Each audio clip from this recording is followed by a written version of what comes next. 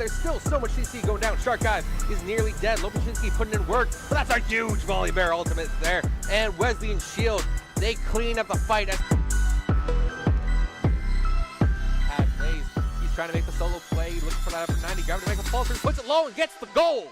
And so that will be the Condors. Angle going, working out the flash.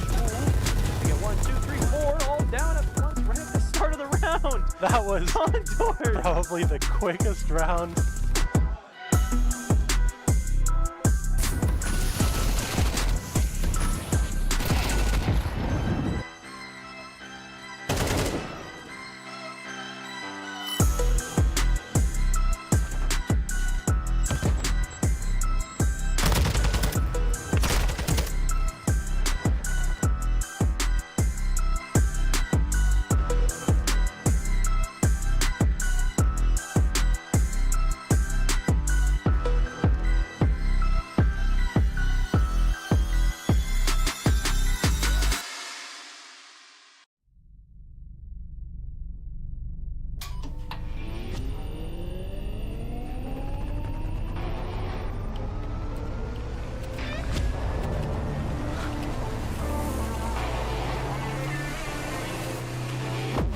Conestoga College is setting the stage for a new era in gaming. In 2025, we're opening a state-of-the-art esports venue, a premier facility for high-performing gamers in Canada.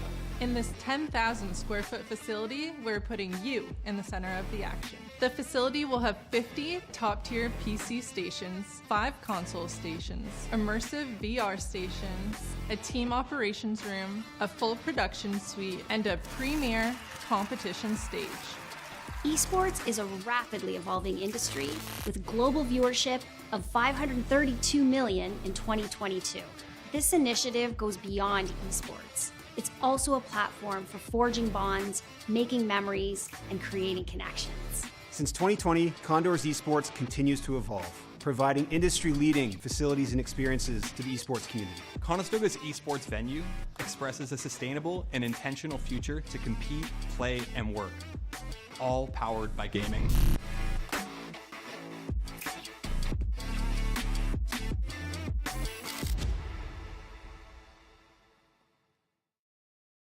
Esports is for everybody. That's what makes this so special, where there's not a lot of barrier to entry.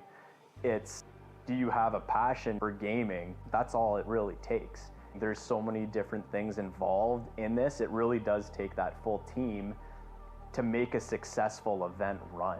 And that's what this program does. You got the lighting going on, you got the video capture going on, you got the whole production crew that are packaging this all together, you have the shoutcasting that's happening. We want to be, that pinnacle for esports. We want students to come here, learn from industry best, and launch their careers in esports. You have that new arena that's being built. To have that investment through the college, it proves a lot. We're invested in this. This can lead to something really big and something really neat and something that you're really invested in. It's a $1 billion industry, and we really can't wait to see where this goes.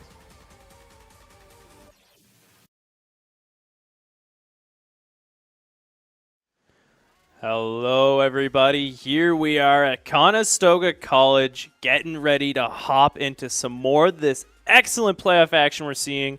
I'm Ohek, joined once again by Mr. Cove over here. We're in for some more Valorant tonight. We saw a bit of it yesterday along with Rocket League, but we're switching up which team it is today. Yes, exactly. We had, I'm pretty sure, gold yesterday, white today for Valorant. And if you saw there, a little special team member for today. A little ducky. Little ducky in there. Apparently it's Kaz. Kaz. And we've got two, actually. You can't see it right now, but a little blue. You kind of see it. A little blue over that second monitor on the left there. Yes. Little blue circle. Little critter. That's our second little friend here today. The team looks ready to go, and I'm excited for some Valorant. Oh, yeah. They've been warming up this whole time. We've been getting ready, playing against a Valorant Gold team on the other end. They've been doing a bit of scrims. There he is, a little parrot man.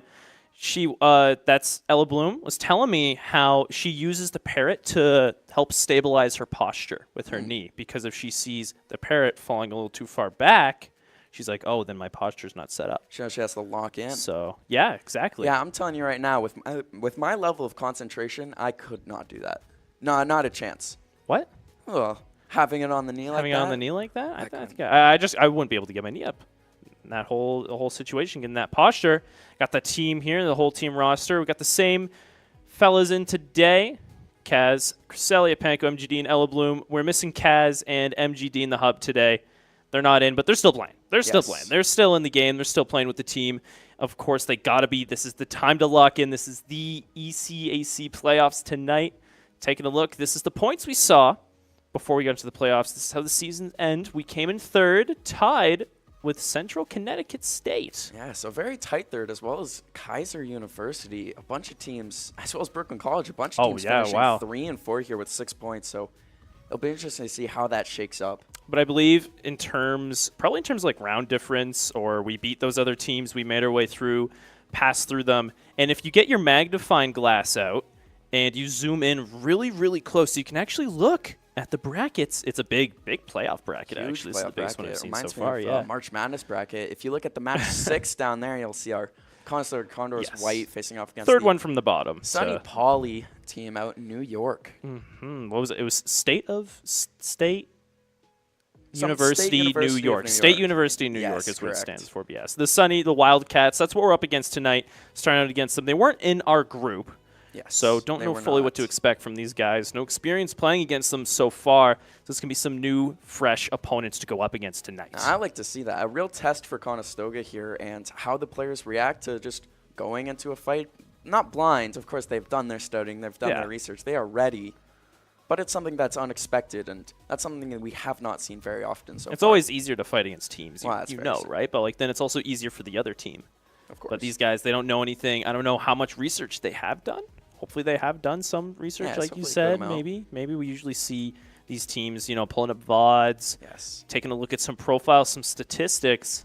But I don't know anything. Well, we know with our other coaches and some of our other sports that here at Conestoga, we do a good amount of research. I know Anton is very good for the research. Well, special shout out for our CS coach there. But yeah, we've had some impressive performances this season. It's not like these are players that aren't good. These are some of our better players. I mean, better than me. It's not, you know. No, yeah. That's why you're sitting here talking about the game and you're not on that on the desk. Yes, of course. And you know, player to watch tonight, I just got some info, is going to be Panko. Yes. Panko is a well-rounded player here. She is 700 kills, almost. We'll probably break past that tonight. Hopefully don't break past the 600 death mark. We'll see. And a good average over the season, average first bloods. Looking nice, Panko. Keep an eye on her tonight. She'll be the player to watch out for. Yeah, those average first bloods per game is a big thing there. Starting off rounds hot with that first blood is big. Those are the accumulation over 3 leagues throughout this winter term, and that's just some incredible play right there. When you got your KD that's that good, it's going to be exciting tonight. Oh, yeah, a lot of positive. And so when you're going to a matchup with a team that you don't know so well, it's these types of players that are going to be the impact makers. 100%. You want to watch out for them, especially Panko here taking a look tonight. But this team, overall, I usually see, it is usually Panko. Panko is playing the duelist role, of course, for the Valorant White, but there's always that hidden support in the back from the other players as well. We'll be watching Panko, but keep an eye out for different things like the Ella Bloom on the sky, pulling in the guiding lights, getting that entry, allowing the flashes for Panko to get in there with the rollouts, other flashes, smoke setups. There's more than just the flashy kills the duelist gets. It's a team effort. It's all team effort, all coordination, and these guys have been playing together for quite a while now. Quite a while, and for an hour before the stream now, they've been scrimming, they've been practicing. It'll be very exciting. Yes, yes. Oh my goodness, here we are. We got the veto out. See what picks and bans we have going on tonight. Starting with Bind and Split. Usual maps we see. And Ascent got banned this time around. Yeah, weird to see Ascent banned. And no Sunset. You must be a happy camper. And then Lotus for that third map. And I don't know about you, but in my time here, I have not seen a map. I have not seen a third map. So it'll be interesting to see if we go to Lotus. You haven't seen today. it go to Decider? No, we've not. Okay, it's only been 2-0. Yes. So very interested to see. I'm very excited for that game on Split there. The Condors pick. Same pick as the Gold team, but hopefully it goes a little better for for our White team than yesterday. It's been unfortunate last night for them, but you know what?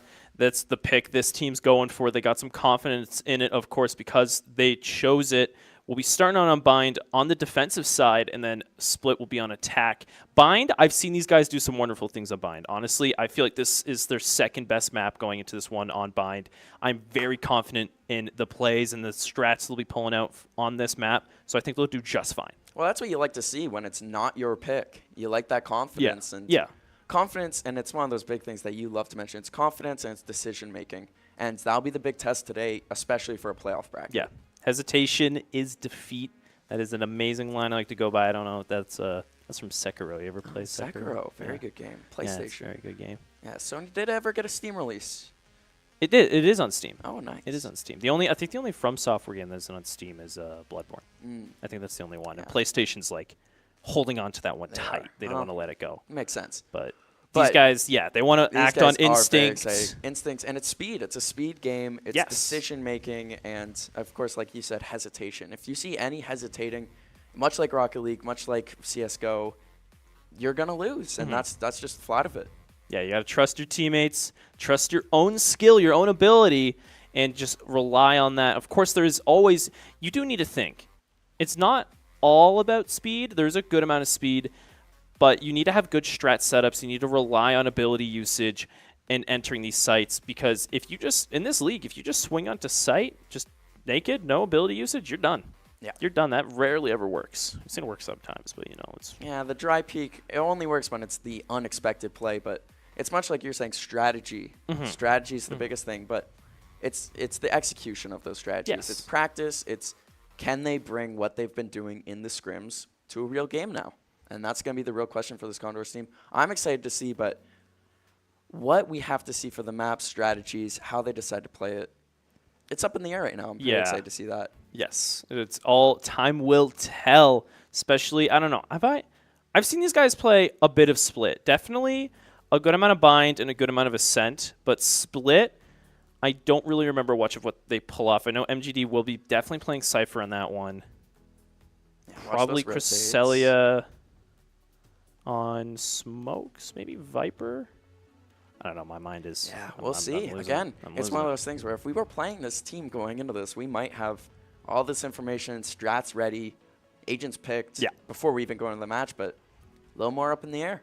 Yeah, we'll find out. And we're just waiting to get in. Yeah. Just some time here, of course, just sitting around hanging out. I think, party's stacking up. Well, you can see the players here chatting, just getting that team chemistry going before the match starts. You want that communication as well, especially in, of course, I keep saying it, these matchups when you're not quite used to playing against the opponents you're playing. It's going to be that team communication. 100%. Well, it should be always every match. But every match. In matches like this, it's exponentially more important. Always hear the good call-outs from these guys. Even the scrims earlier, it's a friendly match, right? Like, it's both of these teams in Hub know each other. There was still some very serious call-outs, very, serious swings going together. It was like, wow. I know it's friendly, but it didn't seem friendly. Yeah, you could they feel, wanted to beat each other. Yeah, you could feel the playoff atmosphere just in the Hub. 100%. 100%. I hope they got the vibes going. They want to, there's always the seriousness. You want to stay focused, but you got to stay happy. Yeah. Got to be positive about things. Got to be smiling and laughing about it, because there's a point where if you take it way, way, way too serious, then you're going to lose that sense of, just get the kills, play the game, instead of focusing on everything what's coming next. We were just saying earlier, the hesitation and stuff. It can build up at that point because you're thinking too much about what's going to happen. Yeah, your muscles lock up, tense up, and it's the high-stress situations, and it's what Conestoga's used to by now. But of course, it's always a test, and heading into this map and heading into the match that we'll see on the screen, what do you think will be the area of the map that we're going to mostly see the action on here on Bind?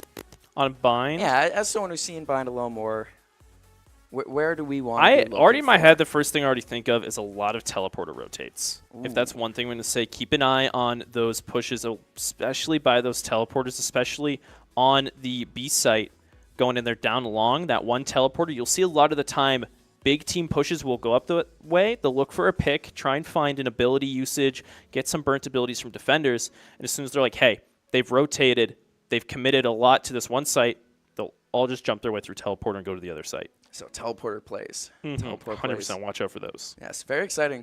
Type of plays that you see in every level of play, I think. Yeah. It's usually as well they'll have most likely make MGD go over onto A site, kind of lurk her way on, secure a bit of space, look for a pick here and there to really prep the way for the rest of her team to join up with her once that teleport rotate comes through. Yeah. So we'll see that. I remember seeing that a lot last time. Yes. And we usually see, even from Val Gold, the other team as well, they pull out that strat a lot where they just have the lurker and they get ready to rotate through those teleporters.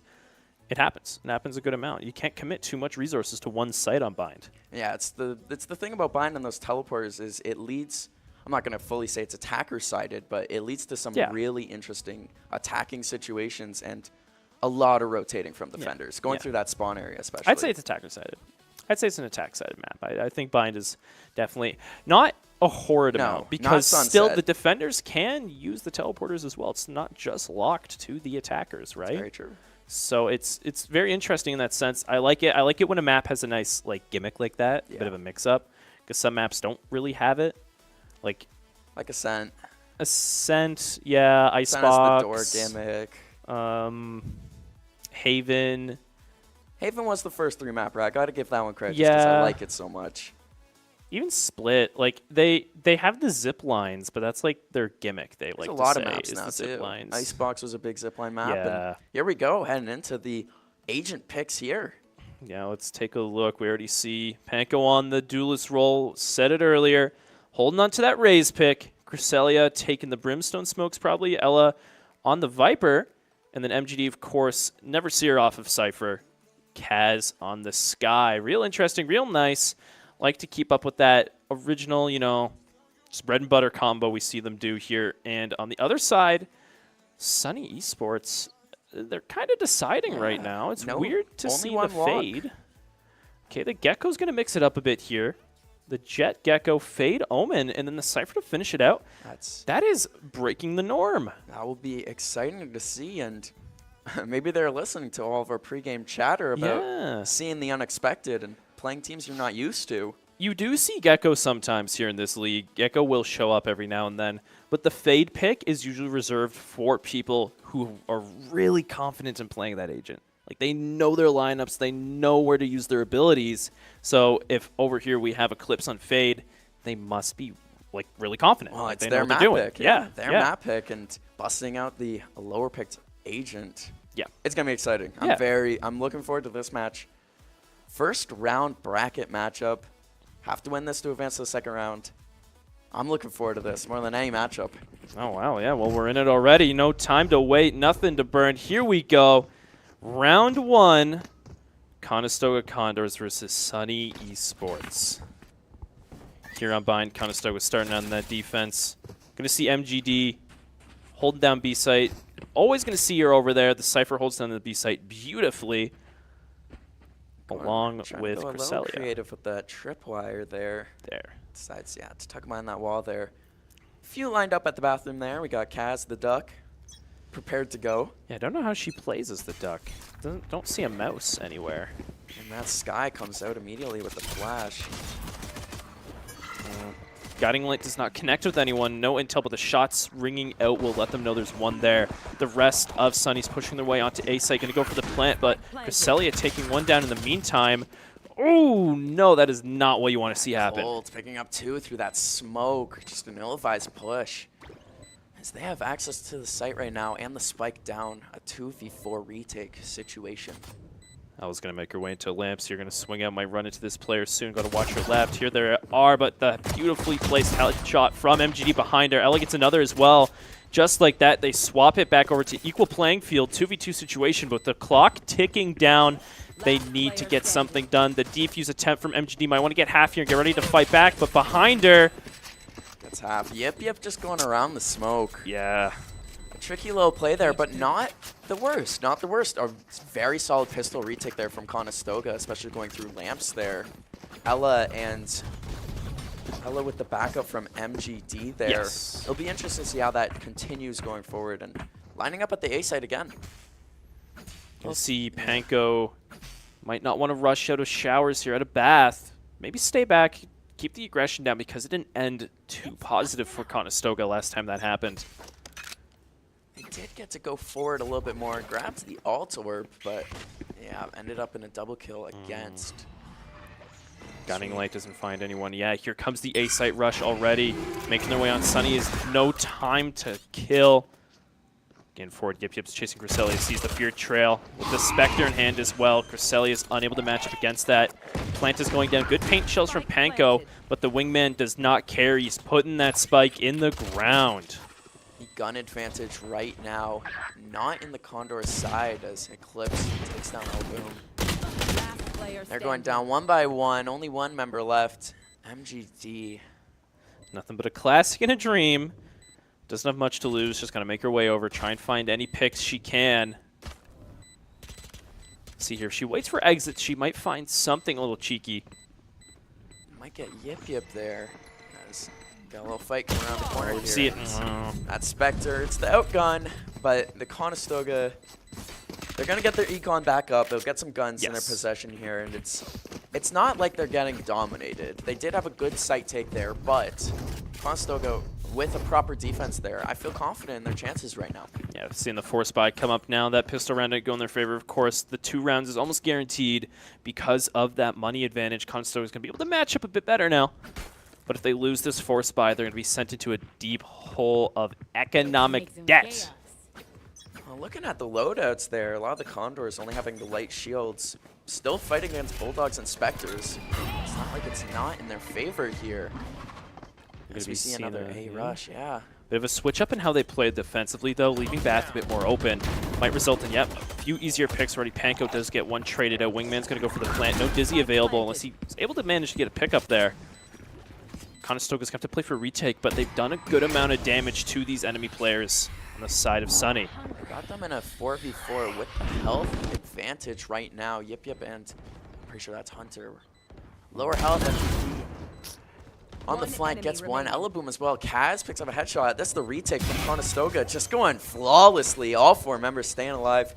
getting the defuse in 2-1 now. It's really good for the Force by seeing these players live through, get the retake successfully, and flush out Sunny just like that, only losing Panko in the process, keeping their guns, and carrying that econ over is going to spell out better chance of Conestoga taking further rounds. Oh, that's exactly what you look for in those Force buy rounds. That Yes. couldn't have gone better for Conestoga. You got... Well, could have gone a little bit better. Could have gone a little better. You could have went the full. You could have went the full flawless, but getting the spike defuse, putting yourself in a good situation. Both teams in a very interesting economic situation right now. Either team loses this round, they will be in a hole. Yeah, it's very, very important who's going to take this one. The A site push is going to come out once again from Sunny here. Might play a bit slower this time. Wait for some burnt util from Conestoga. The guiding light finds the one player waiting outside Bath for Sunny. But they're going to back out and just use the false intel to their advantage. Conestoga just watching their angles. They see presence down A long. Just going to kind of back out, give the space. Oh, there's the slower push there on display from the attacker side. The slow play.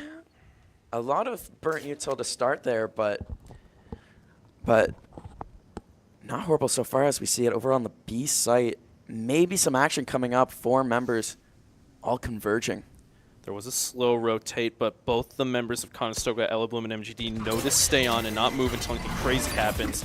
MGD finding a kill of her own down long is going to back out, give some space. Ella with the crazy shot through the smoke, landing a kill for herself, being taken down not too fast afterwards. Right now, the spike is planted for Sunny. They got the site control. Conestoga's going to have to go for the retake soon.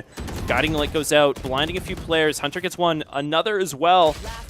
Eclipse the trade out behind them, but Yip Yip with the beautiful flank around back, leaving just MGD against 2 of Sunny's players. The paranoia comes through, past tube. MGD's stuck in a corner.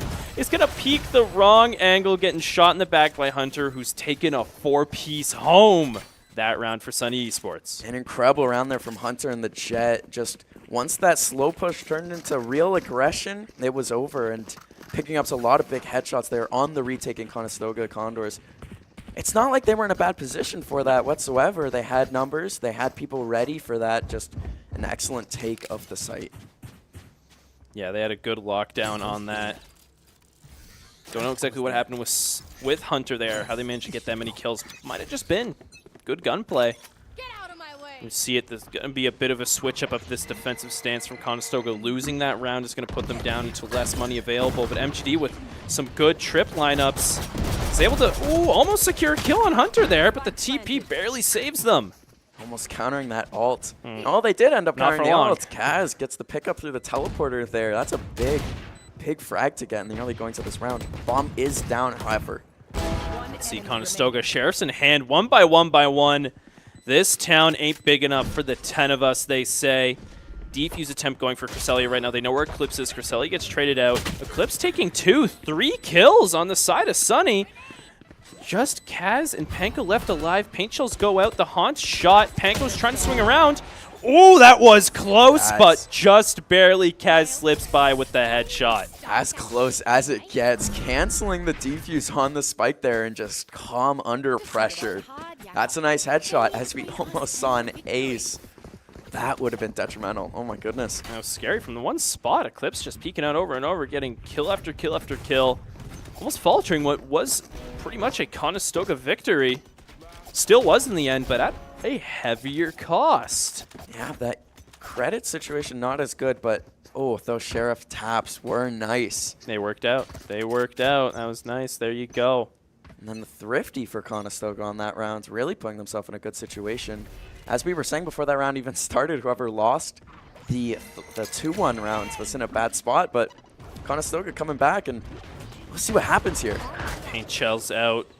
They know they're pushing on site. Sunny's making a statement about what they want to happen here. Orbital strike going down, clearing out a possible plant. Wingman annihilated in the heat. Spike in a bit of a neutral position, yeah. Down on site, more so on their side where they've liked the plants to be, but fights going on right now. Both sides getting numbers. Thrash put out. Neural theft as well, gaining Conestoga's positions. Hunter gets a kill, taking Ella Bloom out of tower.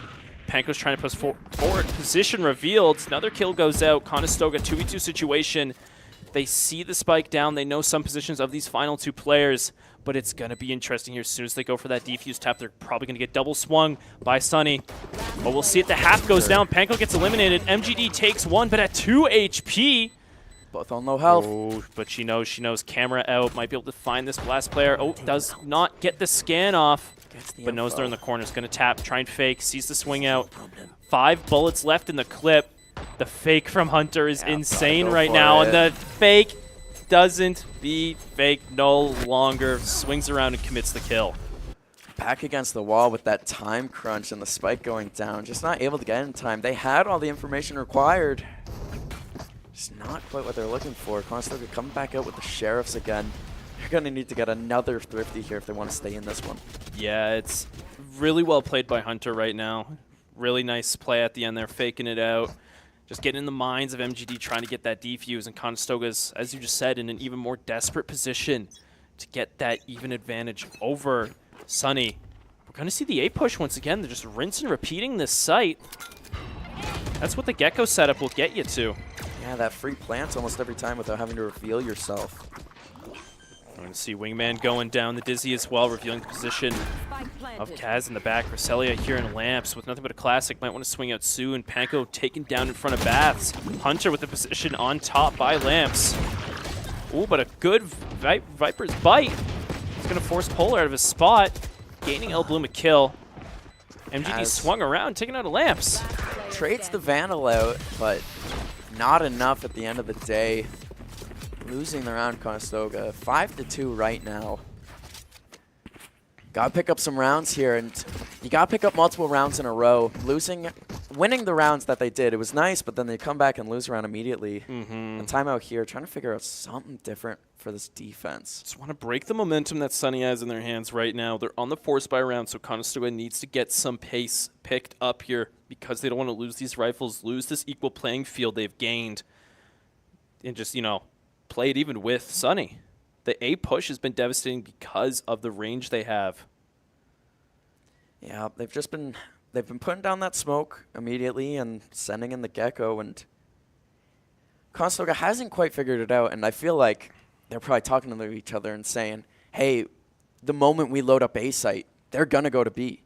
Yeah, that's what's going to happen. That's the threat, right? Having those teleporters, talking about them earlier, can mean a lot of real quick, difficult to catch rotates coming from the attackers. And that is most likely the setup that these guys are going for here. SUNY Esports, this is their map pick. They know what's going on. You can easily tell by this A-site execute they've been going over and over on and gaining these continuous round wins. Yeah, you could tell it's practice. You could tell it's rehearsed. And the execution right now, it is good. Conestoga has to just...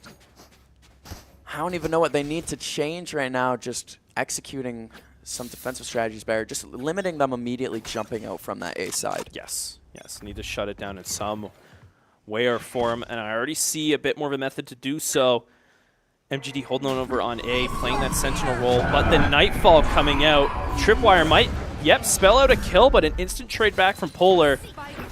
Quick rotate coming up from the rest of Conestoga. Ella gets a kill of her own, has to watch out for Hunter. 2 kills on the bank, but Spike is planted down. Conestoga's going to have to get this retake soon. Eclipse is forward outside of Lamps.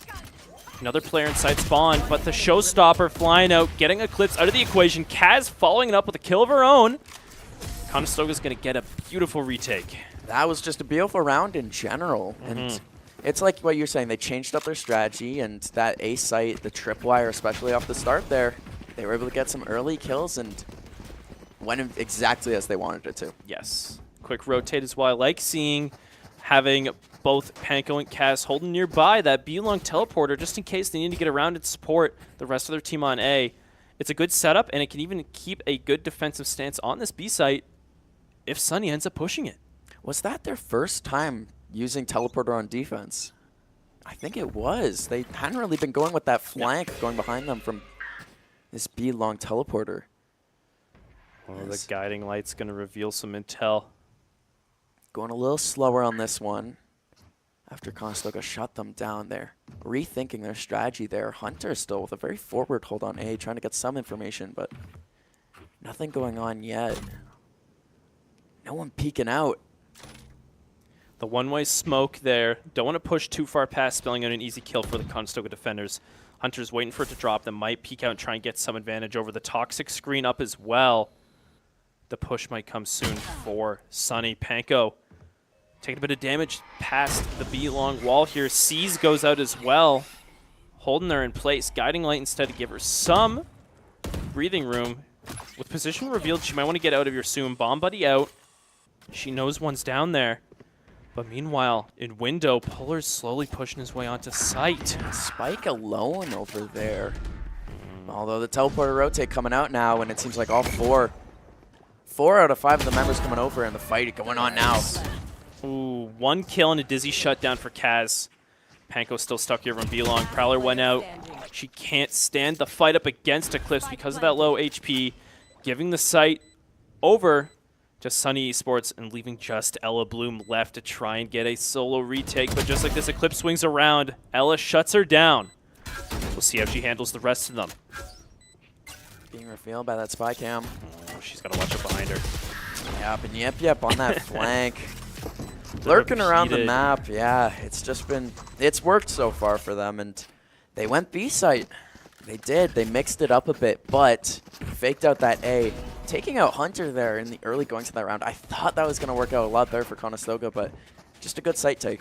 Yeah, they played it real slow. The mix-up is strong right now for SUNY Esports already after they realized that Conestoga was able to shut them down in that A site because of the catch-up with Econ.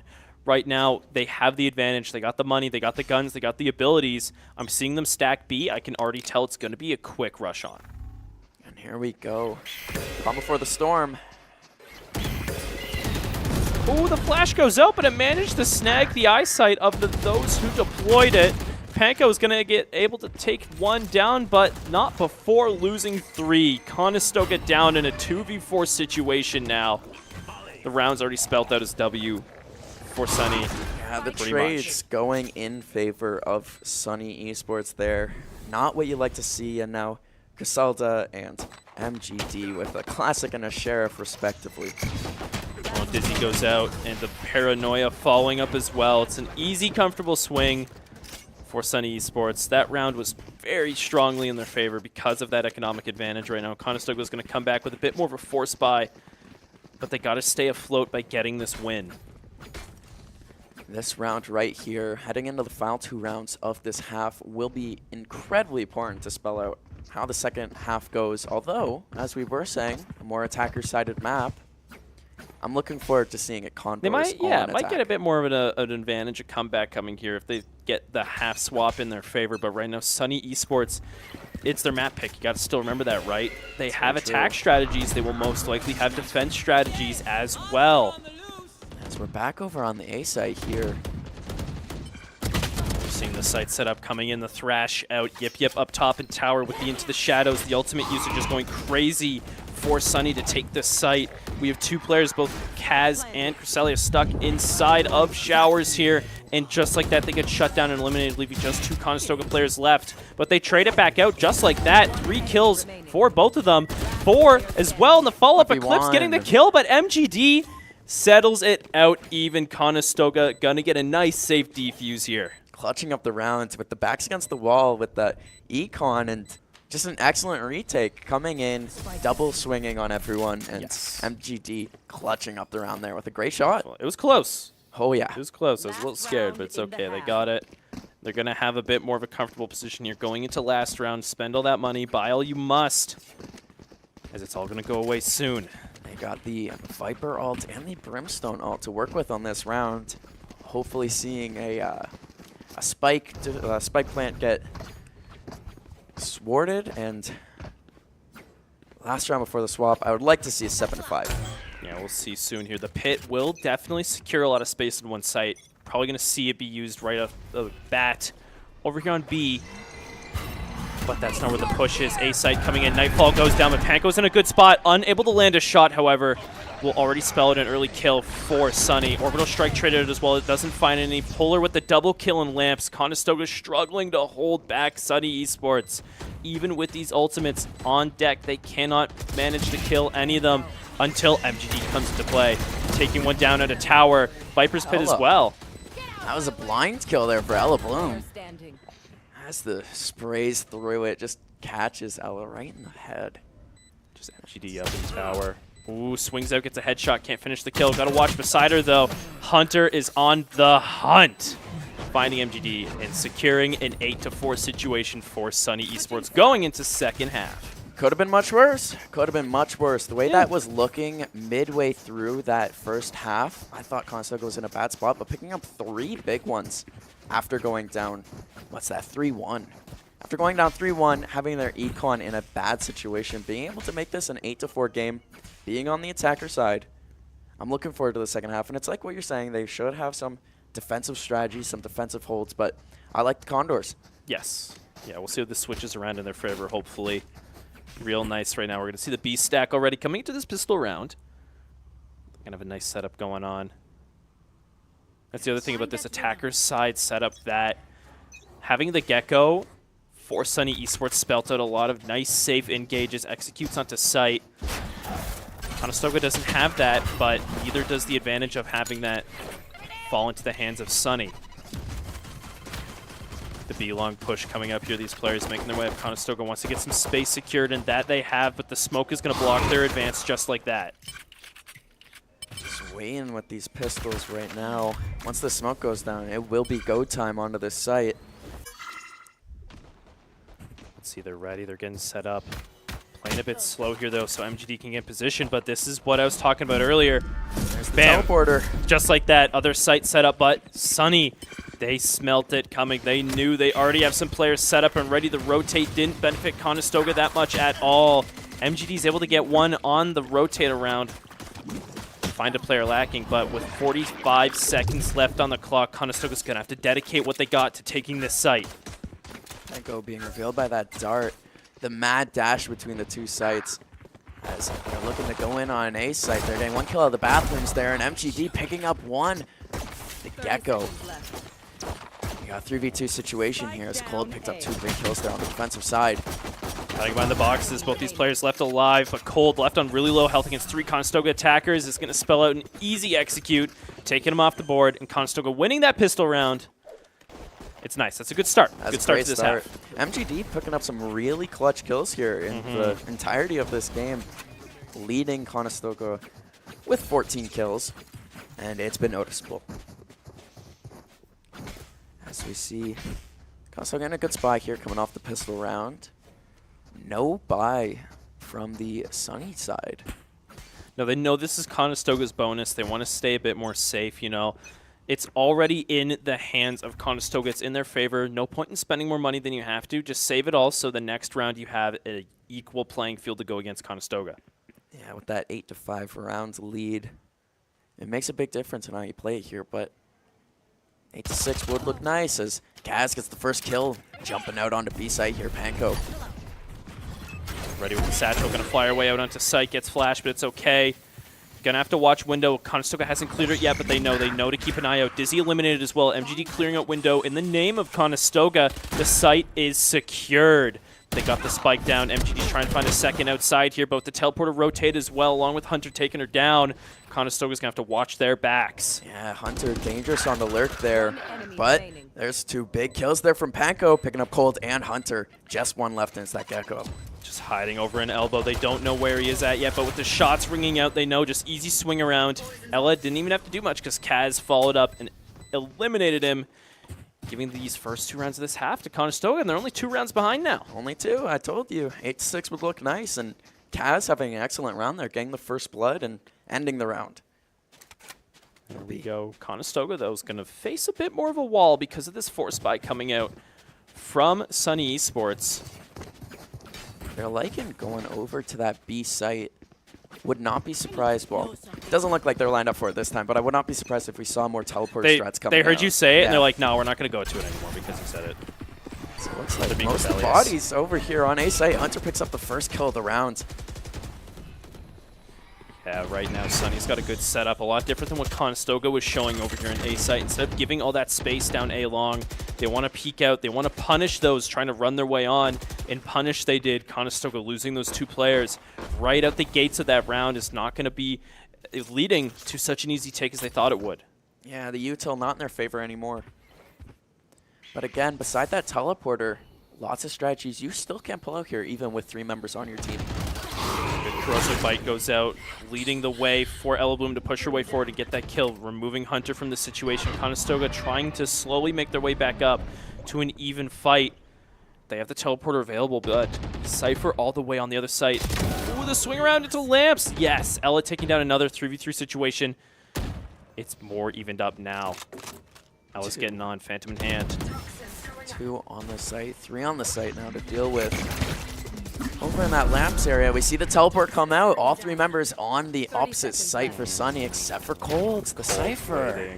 Yes. That anchor is going to spell out some difficulty for this Conestoga attack. 20 seconds left on the clock, though. They got to push on. Cold gets 1, but Kaz and MGD get 2, leaving to just the 1 player left alive for Sunny. Neural Theft out as well. They know where they're going to be, but 11 seconds left. The plant denial is huge, and the double kill as well. Eclipse clutching that round in the name of SUNY Esports. Now on the rotate there, that fade play was just hard for Conestoga to deal with. It looked like they got themselves into a good situation there, but not quite getting the spike down might be detrimental. And yeah, Ella looked great on that. You don't really see the Viper going and doing the entry frags too often, but picking up 2 big kills, Ella Bloom. Well, losing Panko that quick in the round, someone's got to step in and fill that void. And step up, Ella did. See if she can do it again this round. Conestoga on their force buy instead. Going back over to this A site, Hunter in that same situation. Shots ringing out. They did get the information from that 1 shot from Hunter. Panko should know she's back there. There we go, Prowler coming up close. Conestoga right now, they had the speed at the start they needed, but this stagger of momentum might detriment this push, especially when Eclipse above on the box is going to take down 4 players just like that. Wow. No trade out either, just MGD left alive, the Vandal in hand, 45 HP in a dream, running away to spawn. She knows they're after her. Eclipse taken down, no ace for you, 2 kills for MGD, but a thrifty round for Sunny is going to be horrible for Conestoga moving forward. 4K in under 1 second. That is, yeah, that doesn't help if you're trying to win a round. No. They didn't check their positions on site there. Once again, I said the fact that they slowed down so much, they lost that momentum, allowed Sunny to get themselves in comfortable positions to stop that advance Conestoga had. The lack of the utility use, the flashes, everything they needed to get that push continued, all stopped just like that. And we see them going back over to this A side. We'll see if they can do it better on the run back. Got the Gecko playing the Lamps position now for SUNY Esports.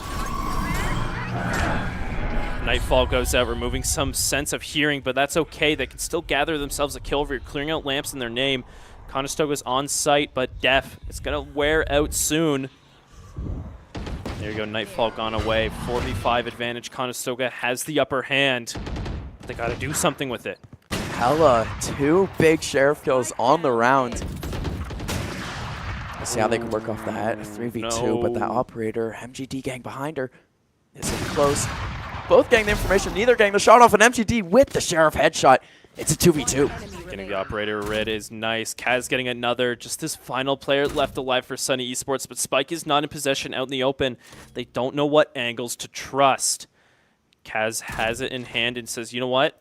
Might go for the teleporter rotate here. Would not be a bad play with only 1 defender. Uses the ultimate. Yeah, the Seeker's going out. Operator on the ground in front of MGD knows where Yip Yip is. Yip Yip in 1 health. All they got to do is land that 1 shot, but the kill goes out. MGD eliminated. Kaz says, you know what? I lost this advantage. Going to rotate over to the other site and force Yip Yip to come from an angle I know that they'll be at. Exactly. Just watching that doorway there is Spike going down, prioritizing that over the fight with only 15 seconds left. Good move. Gets the kill. Nice headshot from Kaz. So unnecessary, but it's what you want to see happen. That overkill at that low HP. All you need was the body shot, but it's okay. The crosshair placement is there for Kaz right now. Conestoga only 3 rounds down, but they got to keep this pace going because any mistake, any round loss will put them at an economic disadvantage. And with only 3 rounds away from taking this map, they cannot give SUNY Esports any more space to win these rounds. Every round matters now, and As we go back over to this A site now, momentum is going to be huge. And carrying that momentum, Hunter immediately using that jet ult, but retreating. Guiding lane out through the toxic screen. You see Panko's going to do a bit of roll out here, but Hunter's trying to shut him down. Of course, taking these aggressive angles at lamps, Conestoga wants to stop him as soon as they can. Paranoia blocking some vision, but no real use out of it. Just trying to halt that advance from Conestoga. Oh, Prowler in, running after it with the knife. Says, get back here. Ooh, but one by one. Oh, it's going bow, bow, bow. Ella left alive, taking 2. 1 versus 2 situation. No spike in hand, though. Oh, she found herself in a good spot. I don't think Yip Yip knows Ella's here. As the gunfight goes out, she's picked up 3 here as the last member alive. Wow. Might want to go for a teleport or rotate here. Who knows? We're going to find out soon. Viper's Pit is available to her as well. She does not have the information. She does not have the information, so this will be dicey where this gunfight takes place. Once this spike... Oh, Cold is there, and Ella hits the shot just like that. Not giving Cold any time to pull the trigger. Conestoga keeping this pace up. Slowly but slowly climbing that mountain to bring it even with SUNY Esports. That's the epitome of clutch right there. Back against the wall. You're the only member left on your team, and with a Vandal in hand, just picks up all the kills. Doesn't even have the spike. Wow. That is an incredible round of Valorant there. Ella and MGD both putting on some incredible performances for us. Oh, yeah. Oh, yeah. It's a little interesting because we're saying Panko is the one to watch today. She's having a bit of a rough time. It's okay, because the rest of the team, I was saying earlier, everyone's got a role to play, and they're all putting out a beautiful performance. Panko does get intel with these rollouts. Speaking of Panko, oh, going up the showstopper, gets shot down, though, but trades it out just like that. Rocket left, and it found someone to blow up. I know exactly. They're on low health there. Position compromise for the defender's side there. Bomb going down from Ella. Oh, Wingman's going to connect with her, get a bit of a concussive stun out.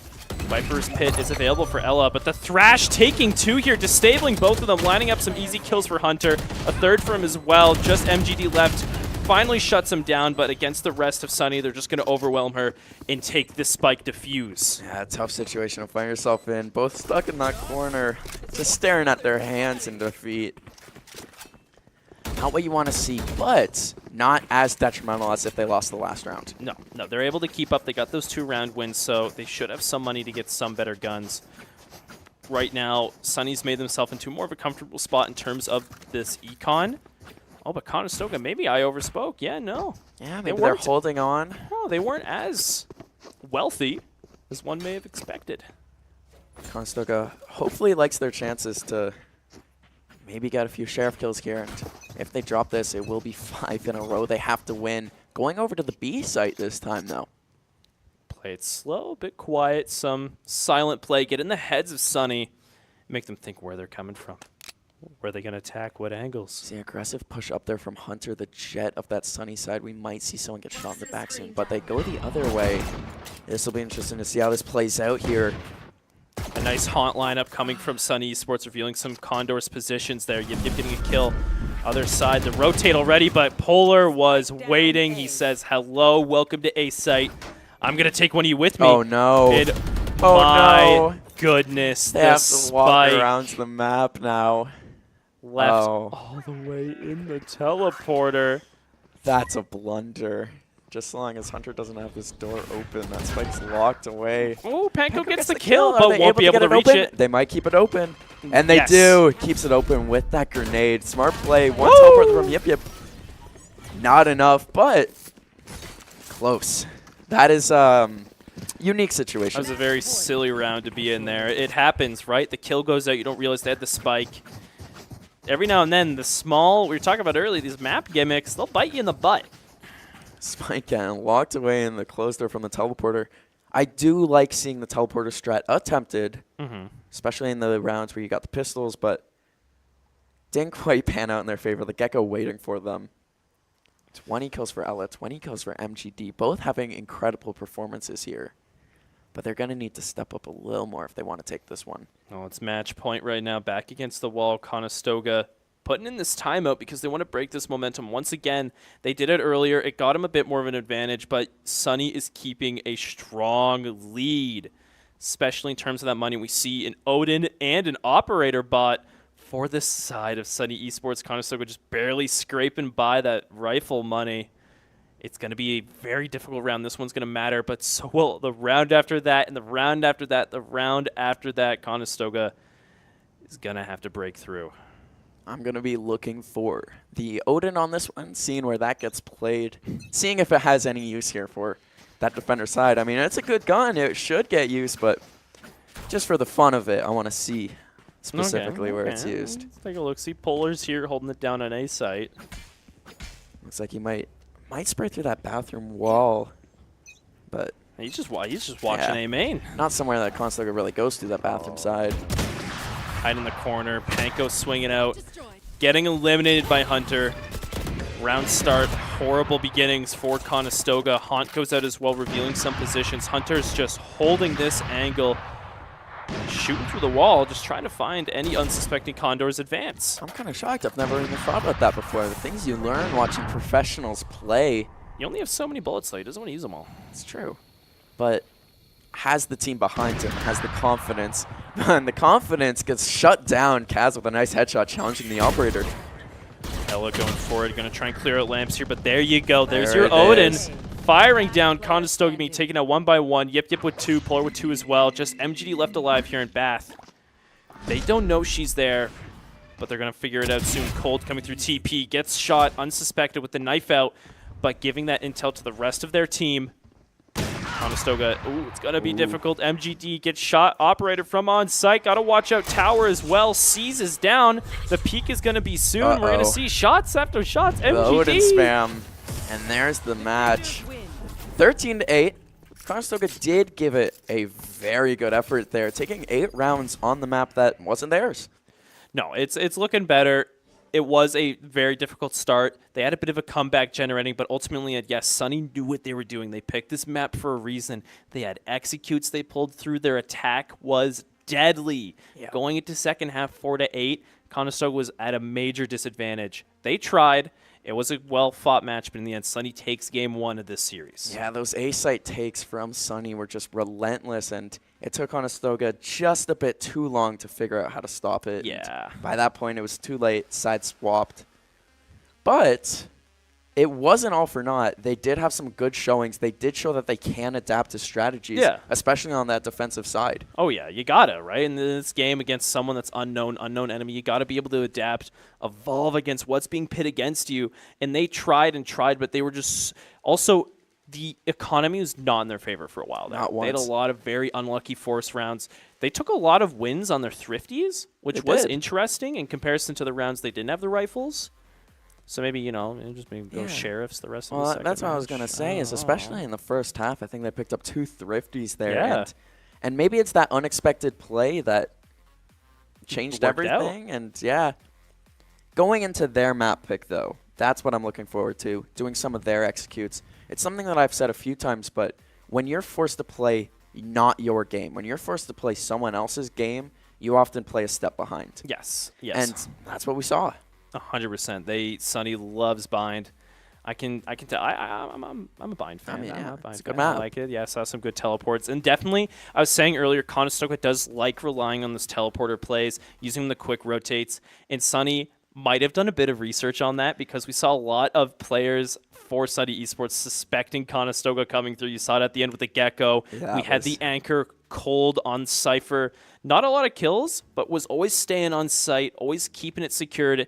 Intel as well for Sunny allowed them to stay in safe positions and not worry about where Conestoga was attacking. Well, yeah, Cold especially here had a 122 average combat score while only having 10 kills. Yeah. The action wasn't coming to them a lot of the times, but it was on that B-side teleporter, limiting a lot of the plays that Conestoga was trying to make. 100%. And hopefully, map 2 will go better for these guys, seeing Split coming up soon. But before that, we will throw it to a quick break. See you guys on the other side.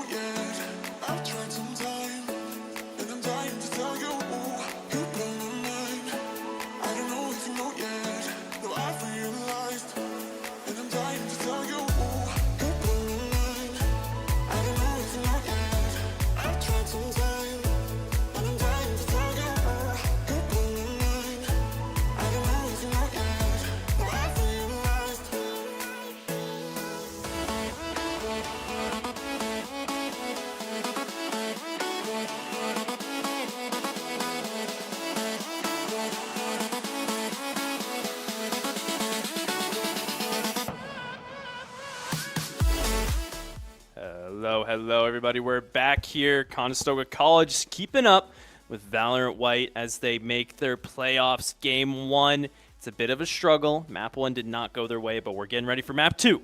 And come up soon. Not on their map. Still took 8 rounds. Still made it a close game. Yeah.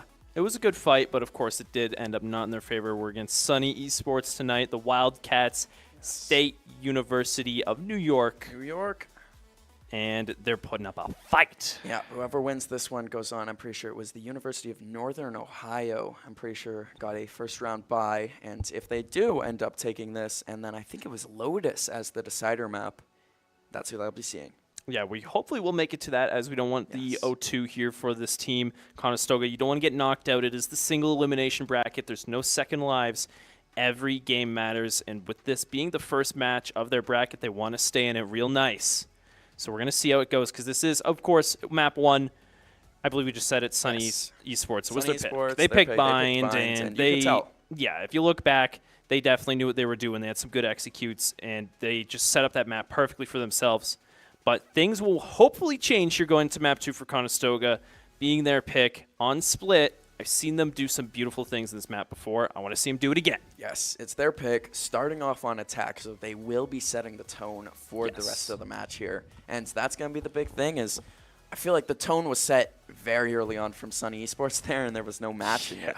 So you got to come back, and you got to do the exact same thing back at them. Yeah, they had a very strong attack. They're really good setup. They used the Gecko to its full advantage. It did. And it was very, very difficult to contest. Both work. Saying that, I guess. Yeah, I think contest sounds better, but yes, to contest that. Yeah, they didn't have much of a good setup to fight back. It really did change. I like when they started making MGD pull on over to the A site instead of the B site setup. But it's hard to always, know which site they're going to attack right away. They did have the repeated A attack, but they switched it up a good few times on attack, especially as soon as Conestoga started biting back real nice. They said, you know what, no, we're not going to do that strat again. We're going to do something else. The big change there was when Conestoga started challenging them at the A site. They didn't, well, I'm not saying they gave them free reign into site, but once they stopped letting them walk onto site, use their abilities, and get set up, the game changed. The game had a different feel to it, and it was just a little too late, especially on the defensive side. Yeah, they got to adapt a bit more quickly here. We saw them adapt a little too late in that last game. So we'll see how this changes up for them. We'll see how it's going to start, because we got Agent Select on screen for these guys starting now. We got Kaz on the Raze pick for this one. Yeah, the double duelist. I like to see that. We did see a lot of really good Raze plays yesterday from Split, from the men's team. So it'll be interesting to see the difference here. And Yip hovered over Sage, but hasn't selected it. Sage is a good pick on Split here, especially for taking those early rounds. That wall pushing onto the A site is powerful. Yeah. Forcing them to go upwards towards the heaven area on A. Yes. Where's it B? No, it's B. Well, they both have heaven areas. It's either you're blocking off the B main or you're blocking off one of the 2 entrances on A. And either or is. It's really good for those starting rounds. Very powerful. The revive as well. It's always nice to have. You usually don't see Sage picked, but in this case, Sunny will go for it. Yeah, I haven't seen it yet in my time watching or casting, so felt like it was important to mention and just important to look for throughout the entirety of this match. In the usual times you see it, it is on this map. Yes, it is on this map. You'll see Sage pop up here and there. Conestoga going for almost a mirror match of their own. Without the Sage, of course, they got the double duelist instead. But yeah, always seeing that Sky, Omen, Cypher is the usual setup on this map for most of these teams out here. So, it's the huge. It's the huge. What can I say? For, and that's good news when it is our map. You want the huge. You want to know what you're looking for. Yeah. Yes. Yeah, they know their setups. They know what to do here, especially. I like seeing MGD on the Cypher still. Always. I feel like on her screen, she just has a bunch of tape in the way, except over the Cypher pick, so she doesn't accidentally pick any other characters. Always just lock that Cypher. It works. It works for her. ASAP. And, coming off that first matchup, it was clear that, the Cypher is a good play. Oh, 100%, 100%. And here we are, round 1, going into it. Conestoga at the match point against SUNY Esports. They need to take this map, bring it to decider if they want to stay in the playoffs. Oh, you do not know how badly I want to see them pick up these first 2 rounds. That will be the difference maker, I think, for the entirety of this match, whoever can pick up this pistol round and then the subsequent round after. They're going to go for a mid-push here, but you can already see Sunny's got the Sage. Just going to wall it off, secure that spot, and slow down Conestoga's advance just like that. You see it? Yep. Deployed already on this pistol round. Let's see, can they get enough damage out to break it for it full? Yep, they got 1 segment down. That's good. With the smoke and slow orbs out right now, Conestoga's advance is going to be quite faltered. Paint shells into vents. Conestoga right now trying to make their way forward, but 2 slow orbs. So much time burnt. Being held up in mid like that, letting the rotate come over from that poly side. From the Sunny poly side. Camera down, but tripwire and cage still available for Sunny on site right now. Panko's going to get a kill of her own all the way up, trying to push their way into tower, but 3 Sunny defenders up there to hold down the fort. They get rid of those Conestoga attackers everywhere. Oh my goodness, left and right. Kills are going out. Just MGD left alive on site against 2 of Sunny's players. She has the spike in hand, however, and is just going to go for a slow little quiet rotate. Yeah, she has to think that everyone's going to the site thinking she would be there, but slowly up through mid, we might see a little fight happen here with the Omen on the left. 30 seconds Going left. forward, gonna have to watch her side. It's an interesting attack, but it doesn't end in her favor. Conestoga unable to take that first pistol round.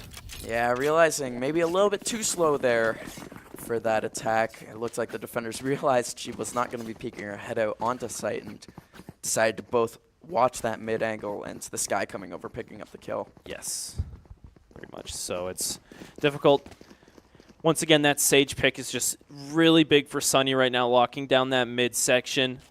Buying both slow orbs on round 1 as well is quite the risky play. Slow orbs and the wall. But it really worked out. It did, yeah, slowing down the attack from Conestoga, and now they're going for a little bit more of a slower approach.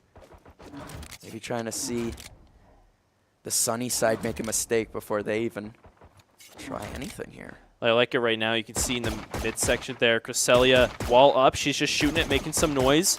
And just like that, 3 players from Sunny are mid, ready to respond. And respond they will. Hunter, as soon as wall drops, shooting Cresselia with that Marshall, getting that kill. Just waiting, and now they're going over to this ace side. 1 Guardian kill from Eclipse there. Kaz giving it the angle the moment before the peek comes out from Hunter. Conestoga right now losing that pistol round. Just having to deal with the lower tier weapons. 3v5 now in the mid goings of this round. Yep, watching mid there. So some fights going to be coming up here as Kaz coming out from sewers. We're going to see trying to find one here. Shots not quite landing, but pushing them away from that spot. The smoke in there going to block any advance from Conestoga, and on-site MGD was trying to slowly make her way on, get any advantage, but Cold shuts her down just like that. These 2 players left alive for Conestoga. Gonna have to salvage what's left of this push. 20 seconds on the clock, though. Paranoia comes out, doesn't do anything, no push off it. It's Cold gets tagged. Low health now, 10 seconds left in the rounds, though. It will be a mad dash coming up. Oh, tripwire out, up in the corner. Kaz finds one, but gets traded out just like that. Final player left for Conestoga against 4. Ooh, got some shots. At the ends, though. Ends up taking down 1 there for the Sunny side, so not all for naught. No flawless here, but Conestoga down 2-0, as expected from losing that pistol round. Yeah, they're going to be able to get to the force now here, but it's really interesting because what is supposed to be the bonus for Sunny moving forward, they decided, no, we're feeling good right now. We're also going to force buy. There. Yeah, decision made. Looks like all of... They got 2 members of Sunny there on the defensive side on A site. Sage, of course, holding the mid as Conestoga jumps out. Pango picking up the first kill there. On Eclipse, they get into sight, and that's what you like to see from Conestoga. There we go. Nice quick push on. Good execute. 2 kills out already. Conestoga having this advantage. Love to see the smokes, the mobility used by this double duelist setup. Already in screens here. Kaz finds the one, gets taken down, but Panko trades it back out, getting Yip Yip out. Celia in the corner. Ooh, couldn't quite match up to Cold, but the trades are instant for Conestoga right now, avenging those fallen comrades just like that. One coming at Panko here, able to secure the triple kill on the rounds. Panko and Conestoga having an excellent round there, exactly what they wanted to see. The gun advantage, yes, but they executed. They had a strategy clearly, and it went perfectly. Oh, it worked out real nice for Conestoga. Hunter winning that force round. Oh my. Operator on rounds, what are we on 4 now? Yes. With no shields. That's confidence. So I was saying last round, they're spending this money. They don't care anymore. They're trying to feel good. If Conestoga can't shut them down, they'll put them in the bad spot. It's going to be a harsh reality check for Sunny. Few guiding lights go out, treading back and forth intel, but Hunter's watching the angle, but he misses the shot, giving out the information that there's an operator watching that angle down long, and screen smoked out as well. Kaz trying to get on site, could not quite pull off the blast pack launch. Oh, what a flick. Doesn't quite get the kill, Kaz, but Panko getting the headshot on the operator, shutting it down and putting Conestoga in a good position here. 5v3 on the A side again. Brasilia trying to go for the plant. Decided, let's switch spots. Didn't like that one so much. MGD cutting off the rotate through mid there. These last 2 players left alive. Kaz gets one. Just Polar left up in tower. And slowly MGD's going to lurk her way up behind. But Polar, no, let's go down ramps. Try and get around Conestoga here, getting the cover out. The smoke going to peer down along. MGD making her way forward, but the rest of Conestoga on site says, nope, we're going to shut him down before your flank can even work. Conestoga taking a team ace. Yeah, I love to see that, and just like that, making it a new game, except credits in their favor. Yeah, going to put a bit more of a save round here. Coming out from Sunny. Conestoga sitting pretty on a fat stack of money. Nobody dying that round as well is huge for Conestoga. Advancing forward more into this game. They want to take this advantage soon, get that round lead before they get that half swap. Yeah, especially as the regular guns coming out, Vandal v Vandal. Well, not for the side of Sunny yet, but as the guns start to get there, it'll be important for Conestoga to pick up these early goings. As they explode on the site, Kaz going aggressive, can't quite get one there, but lots of trades going out. Hunter with that Bucky gets a 4K. Wow. Oh, no.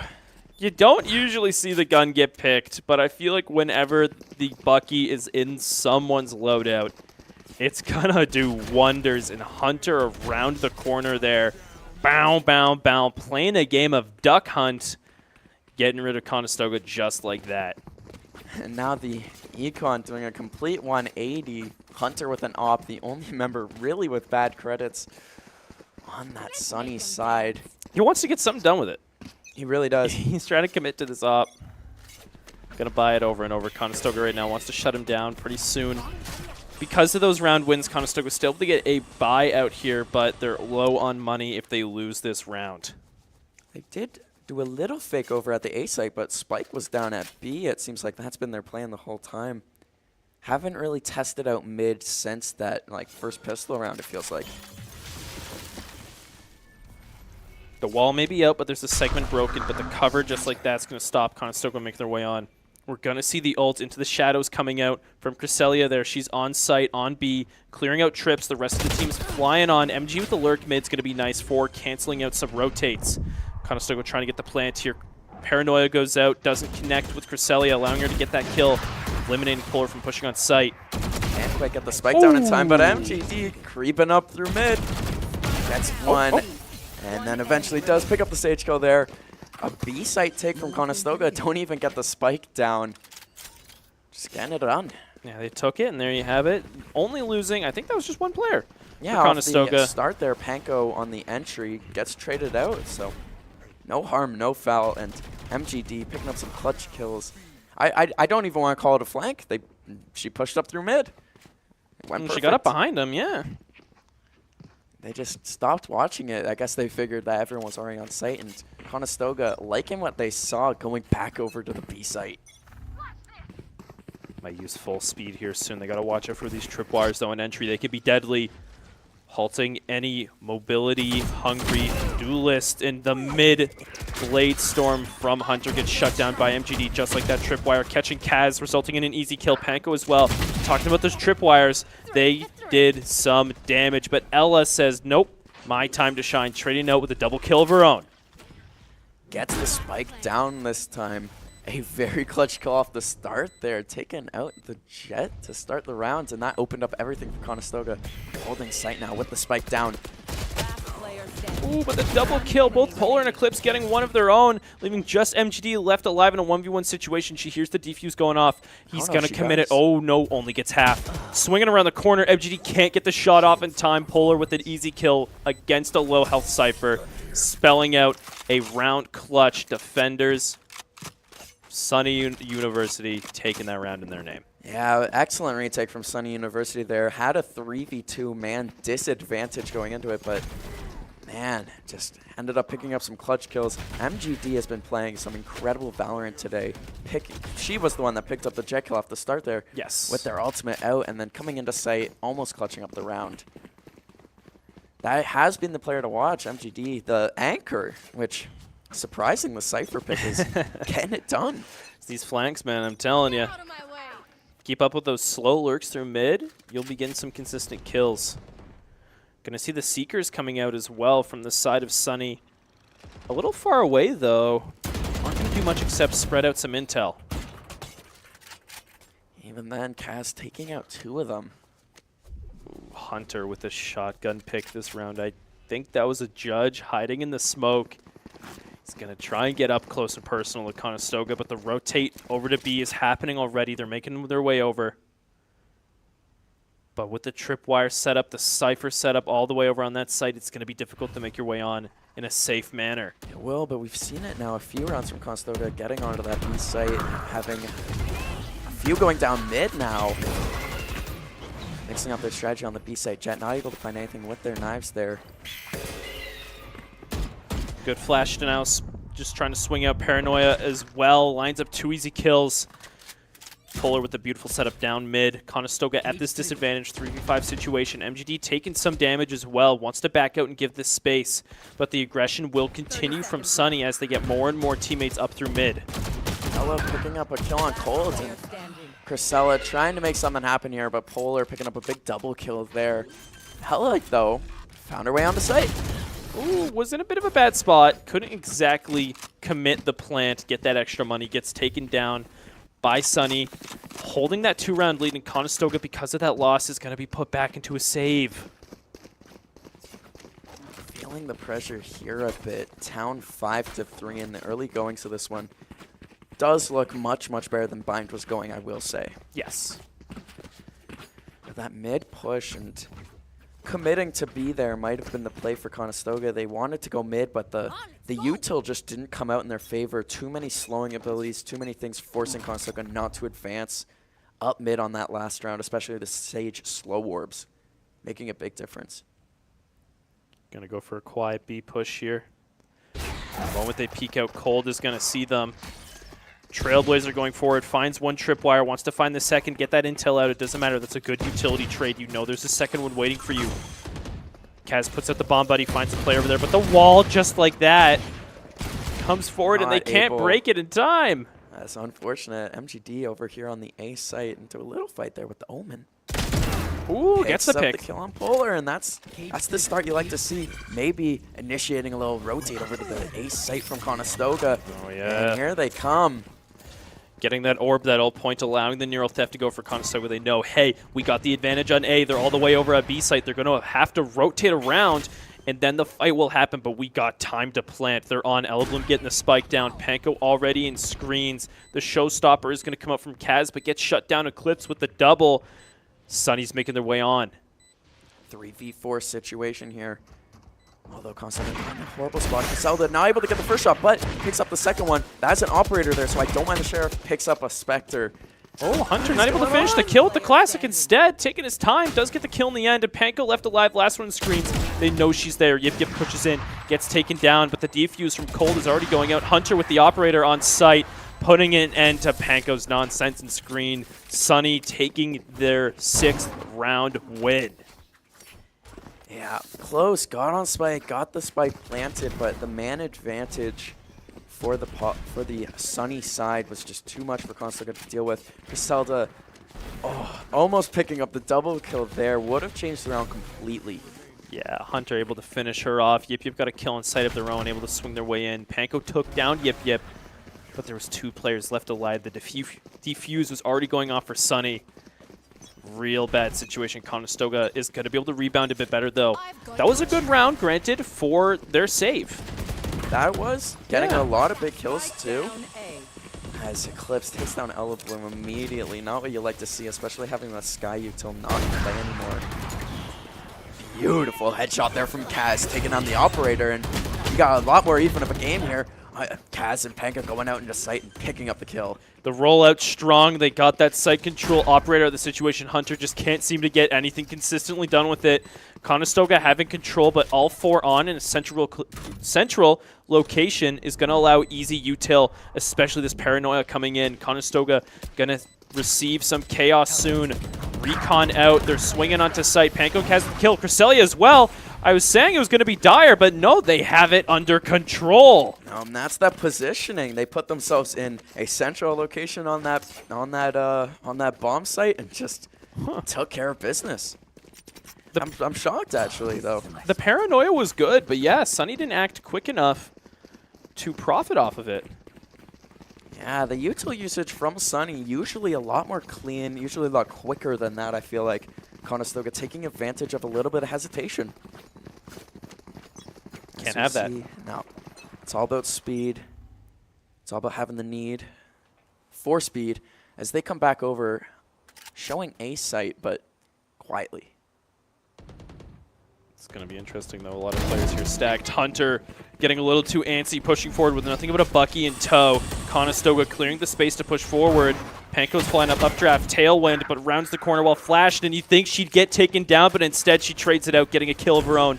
Polar out of the equation. Conestoga's back on site. It's like last round deja vu already, but the advantage is even stronger. That is an incredible kill by Panko there. Doing the uplift there, didn't see them behind the box there. Got shot first, calm under pressure, turned around and got the kill. Kaz picking up a headshot here. Conestoga in a very solid situation. Panko just getting work done. These duelists have snapped for Conestoga. They're like, yeah, we need to get these kills going now. And getting the kills is exactly what they're doing. These entries are amazing. Conestoga right now is quite up. The Force Buy is going to be able to come out with this last round before half. It's going to be evened out in terms of weaponry. But if Conestoga can take this, bring it to a 6-6, and go into half swap even, it'll be a nice slow cruise into a reset on the defending side. Would like to see them go into it 7-5, though. That would be quite nice. Pick up a 3rd straight round win here. And they're showing mid. They're going forward, trying to get in close. Yip doesn't have that wall up yet. Does the wall, but gets shot out immediately. 2 open spots.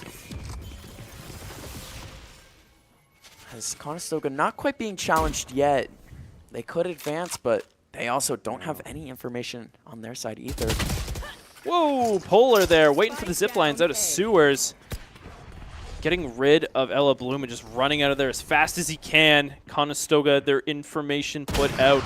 And Hunter swinging around ramp with an operator kill of his own. Cresselia managed to grab Spike, but is in a bit of an unfortunate spot. And there's that op coming into play there. Not been the most consistent, but when it does come into play, it's been detrimental. See the ultimate come out into the shadows, allowing Polar to make his way into Conestoga's spawn. Is going to come up behind Kaz here any moment. Kaz knew but couldn't get the shot off to trade up that kill. Conestoga now down those players they needed to take this round win to try and tie it up. 2v5. 30 seconds. I'm shocked that Polar did a little bit more of a conservative play on that, hiding in that little cubby in the spawn area. I think MGD knows. Oh.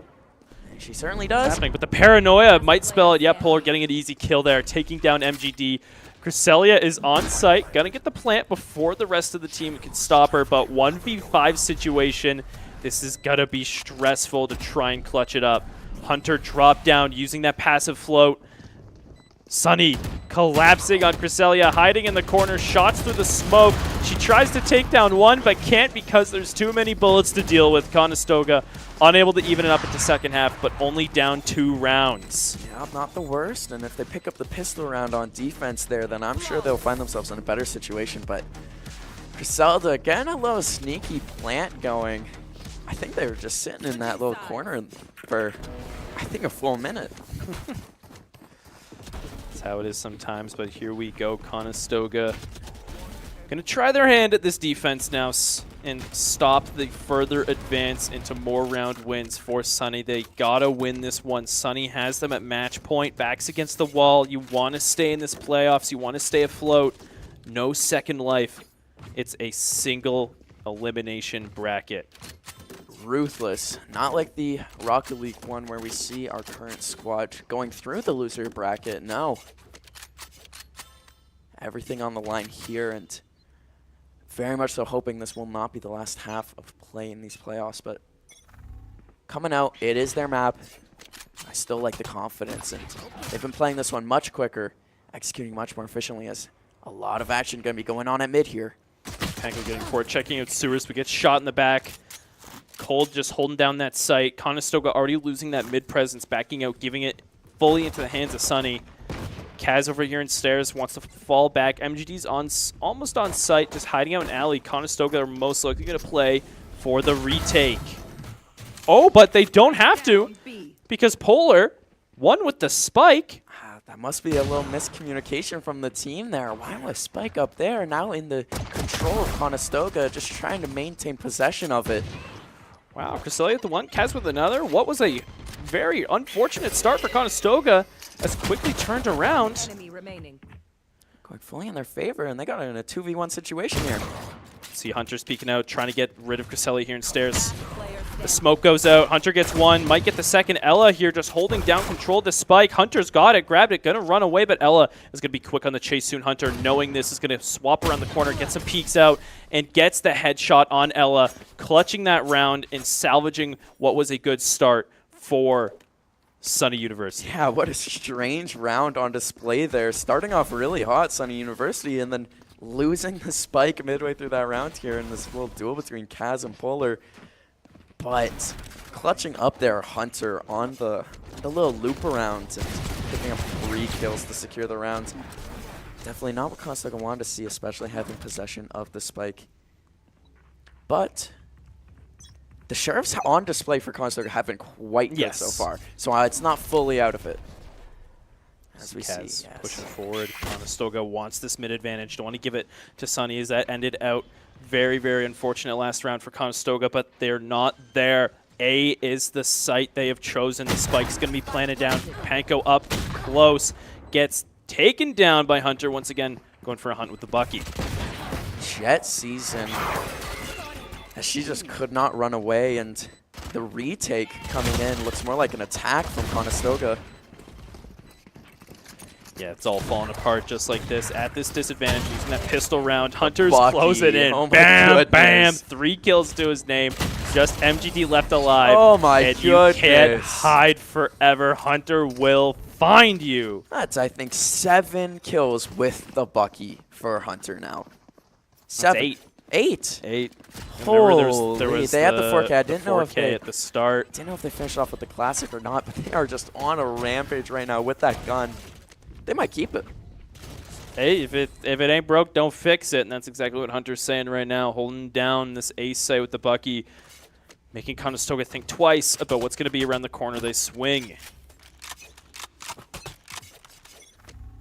Conestoga now loads up to go after the ace site, maybe going right at the Bucky, realizing that it is just a Bucky. We have Vandals. Oh, let's see, one taken down, Panko. Ella with another of her own. Cresselia gets eliminated out through mid, giving the space for Hunter to push up through vents. Panko got to be careful watching it, but Ella on site, able to take down Polar, get him out of this situation, secure knowledge of where the spike is.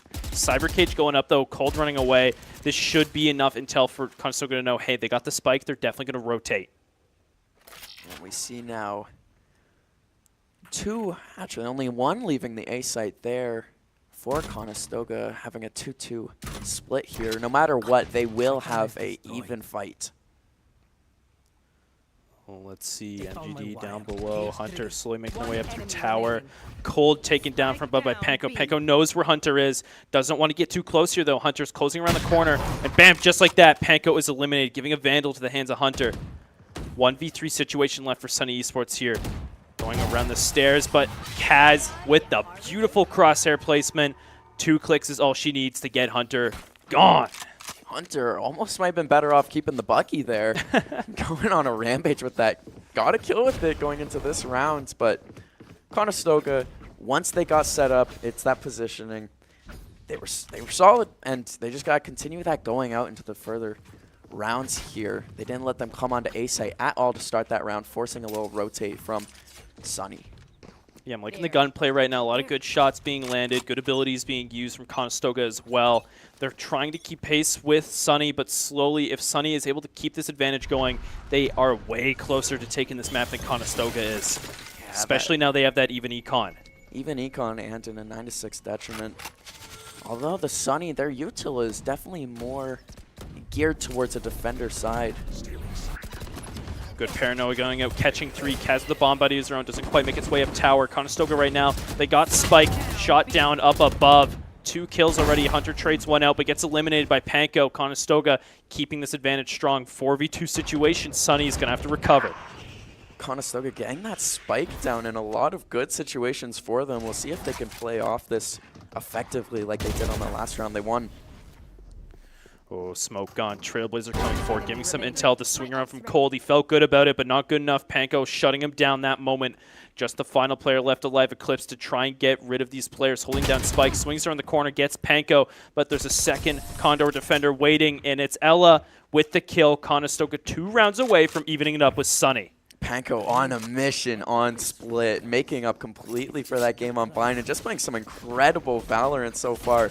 Just clutching up. It's been some really, really effective plays, and when they need it most. Yes. Yes, very, very much so right now. You like to see the comeback, the player feeling a bit better about themselves. It was just a warm-up. That's all she needed, you know, just a little warm-up. Say, wait, oh yeah, I'm on Valorant now. Maybe, you know, she's in like maybe a Tetris mindset. I don't know. That happens. Yeah, happens to the best of us. Yeah. As now tied up with Hunter for most kills in the lobby, 18 apiece. Oh, Ella stuck out here in the smoke. Gets a good guiding light out. Panko shuts down that rollout from Hunter. Conestoga getting an early advantage already. Speaking of Panko, just like that, 2 kills to her name. Almost with the 3rd, getting a good amount of damage. Ella swings around ramp. Knows the spikes there, killing Polar. Conestoga, all they have to do is just hold down this spot. And Eclipse getting some work done with that Sheriff. Still a minute left in the round. It's a 2v1. Panko on low health will be a one-shot to that Sheriff in the body. It's going to be difficult. Eclipse taking 1. MG with the Cyber Cage out. The clip touches that, that's making any noise, but the Seeker's going to allow her a safe swing in. MGD taking down the Seeker and watching out, landing a beautiful headshot to secure Conestoga's round there and make sure they're still keeping steady. Yes, big headshot there from MGD. Doing more of a typical anchor role there. Waiting, playing conservatively, patiently. Getting it done, but an opening kill off Panko there and 3 kills for Panko on the round. Really making her mark on this map. Oh yeah, Conestoga, it's a bit of an interesting timeout right now. I don't know why this is happening. Usually you want to use that timeout to break some momentum if a team gets a good round streak. But Conestoga with the round streak, I don't know, we're going to see. Maybe there's some communication, maybe the nerves are hitting, just need a breather. They're going to take a second and chill out.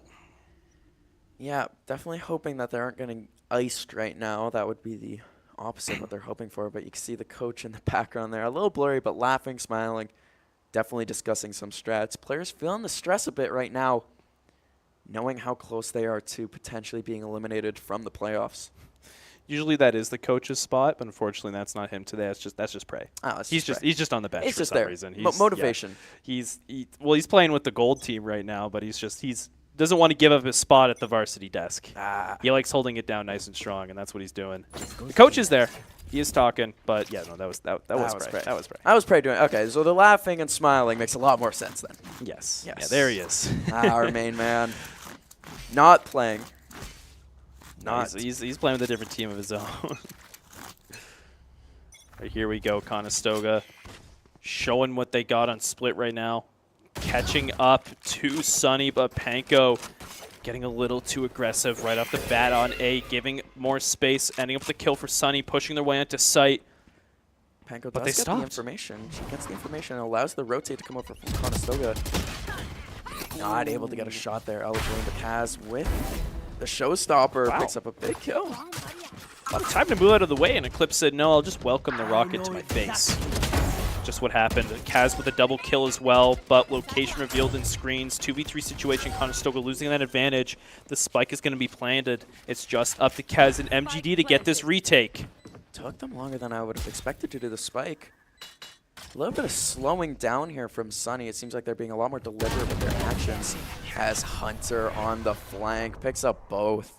Not what you like to see. Hunter taking down Panko in the early goings of the round, and it seems like that's been the real game going on here. Whoever wins that opening fight between Hunter and Panko, it's the jet off? The jet off. It's just Who changing. Jet better. It's changing how the game is going for both teams.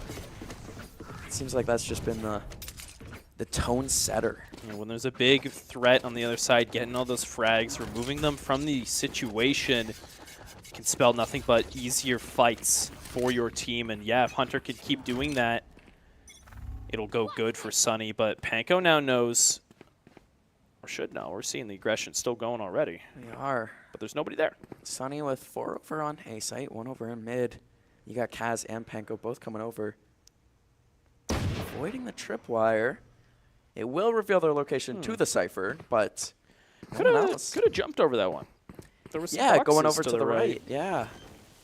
But Spike goes down for free, but MGD picks up a big headshot on Cold, so not quite free. No, that was the lurk mid, getting rid of them.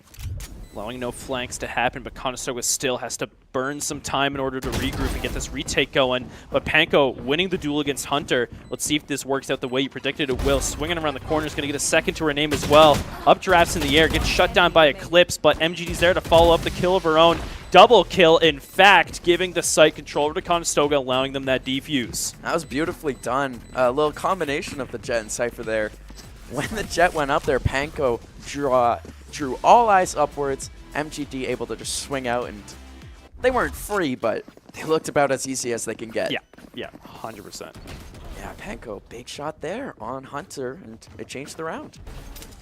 Conestoga 1 round difference away from Sunny. It's getting close. Sunny right now gonna have to do a save round if they want to keep up. Conestoga looking good on Econ, but not as good as they'd want to be. Yeah, definitely can afford to lose 1 round, and that's it. And in a 10-9 game, you can't really afford to lose that round. So really, Econ or not, everything matters in these final goings. As we got a little mid-rush, Hunter, I think, has the Bucky again. Yep. They want to take that spot in tower. The guiding lights flushing away Kaz, but a quick reverse paranoia to just give back some of that debuff. We're going to see already the vent push coming in. They're going to fly their way up. Panko trying to get one, but they can't. But Cresselia falls up. Double kill. Panko as well. Conestoga taking 3 kills, but losing Cresselia in the process. Very, very good team shooting there. Losing 1, but trading out, getting 2. Oh, the Seekers go down. Nice. They're going to connect with Cold, revealing his position down there in vents. The second one as well, trying to find Polar here. The Marshall misses the first shot, lands the second. Conestoga knows where these 2 players are and just want to hold these angles. I see Kaz converging on them, just rushing out, trying to catch them with their pants down, but not quite able to do it. Kaz and MGD end the rounds, making it 10-10. Nice, there we go. Nice and even right now. That was the save round for Sunny. They're able to match up with these Vandals and Rifles once again, but Conestoga saying they weren't as good as on Econ they were last round, but this round, they can afford. They can afford to lose it. They can catch back up pretty nice. They got a lot of money. They can. And still very important here. 10-10. Making it a new game. It's now just first to 3 wins. Both teams fully armed. Kaz is getting aggressive here, trying to hold down this mid angle. We haven't seen it work out yet for Sunny, But who knows, it could change up this time. Sully coming on mid. Cresselia picks up the first big kill there. They don't know Kaz is there quite yet. And picks up a kill. Spike is down. Conestoga in a good spot. Gotta check those corners. As Polar takes down Panko. Polar on site. No spikes though. Let's see 2v3 situation. Ooh, they don't know. Hunter could win this, but Ella. doesn't quite. Ella taking him down. Conestoga now just against one player, 3v1. Kaz finds him in stairs. Is going to back out and give the space. Might want to wait for the rest of the team to group up, but she doesn't fully give it. Polar getting another kill of his own, but now he's faced off against Ella. In control of the spike, waiting for him to try and go grab it. This is a 1v1, however, as it actually looks like they're going to give access to the spike and rotate. MGD staying over on that A site, playing that anchor role, but site? I don't even think that Polar right now knows that he's alone.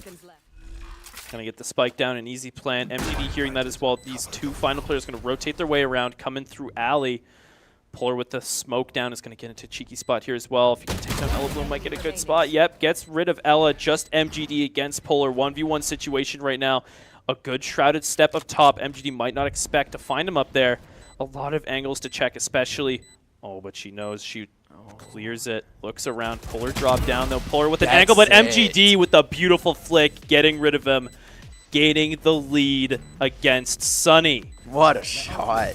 Just clutch. MGD all night long has been clutch. And that's no exception, picking up a big kill there. As you were saying, having to check a lot of different angles, but I think she also knew that the Omen decided to teleport up. Hence why she checked that first. And she might have heard it a little. Yeah, exactly. It's hard because they really reduced the sound effects of Shrouded Step. But no, she knew. She might have. I'm assuming she heard it. Panko right now winning the Jet duel. And I'd love to see that. 11-10, but it looks like Sunny going back over to the A site. Gonna push forward. MGD has some nice setups here. Tripwires on site. No quick engage coming from Sunny, but the smoke's out. It's gonna block out some vision here. Ella shooting out the Trailblazer.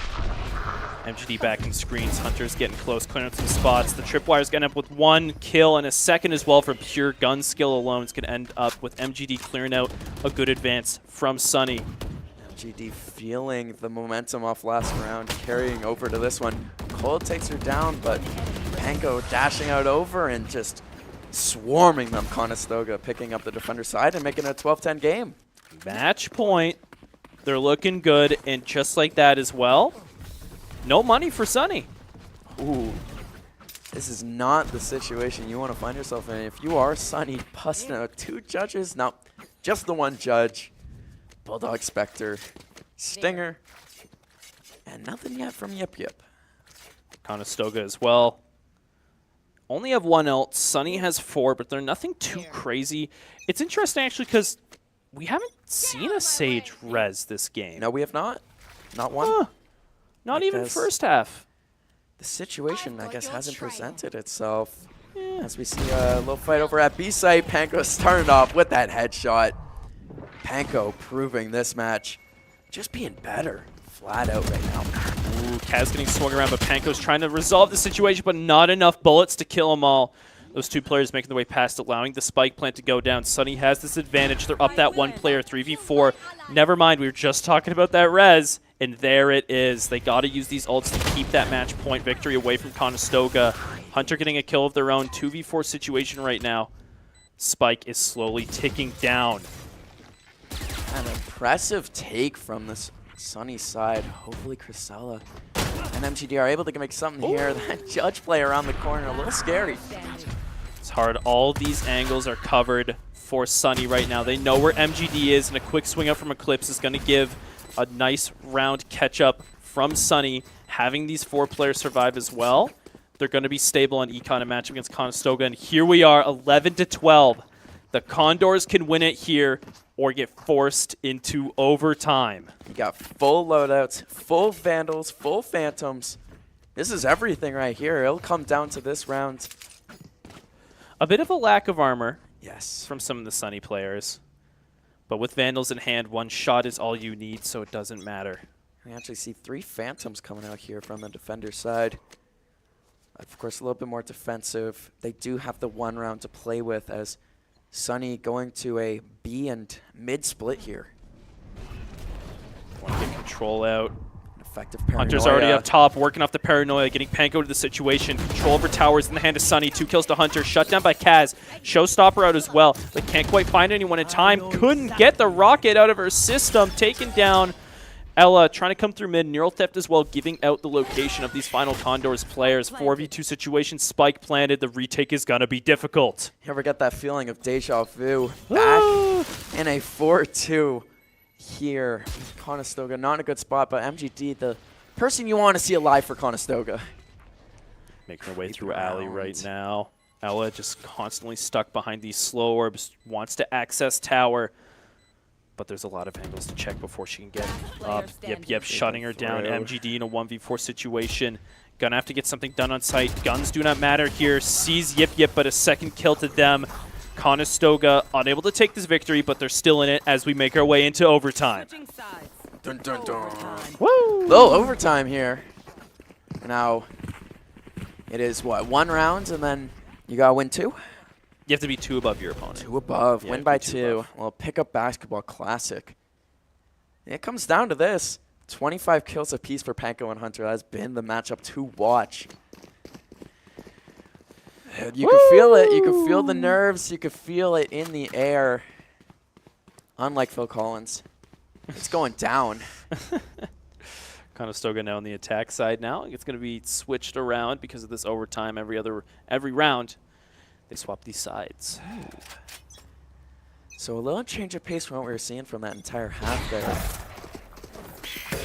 So got both skies sending out their abilities at each other. The guiding light's going to reveal some intel over to the side of SUNY. They know Conestoga's mounting an attack on A site. You can already see the rotates coming out. Yip making their way through vents. Cresselia getting rid of Eclipse up top ramps, making this site attack a bit more easy. Ooh, they got to watch out. Polar in the corner.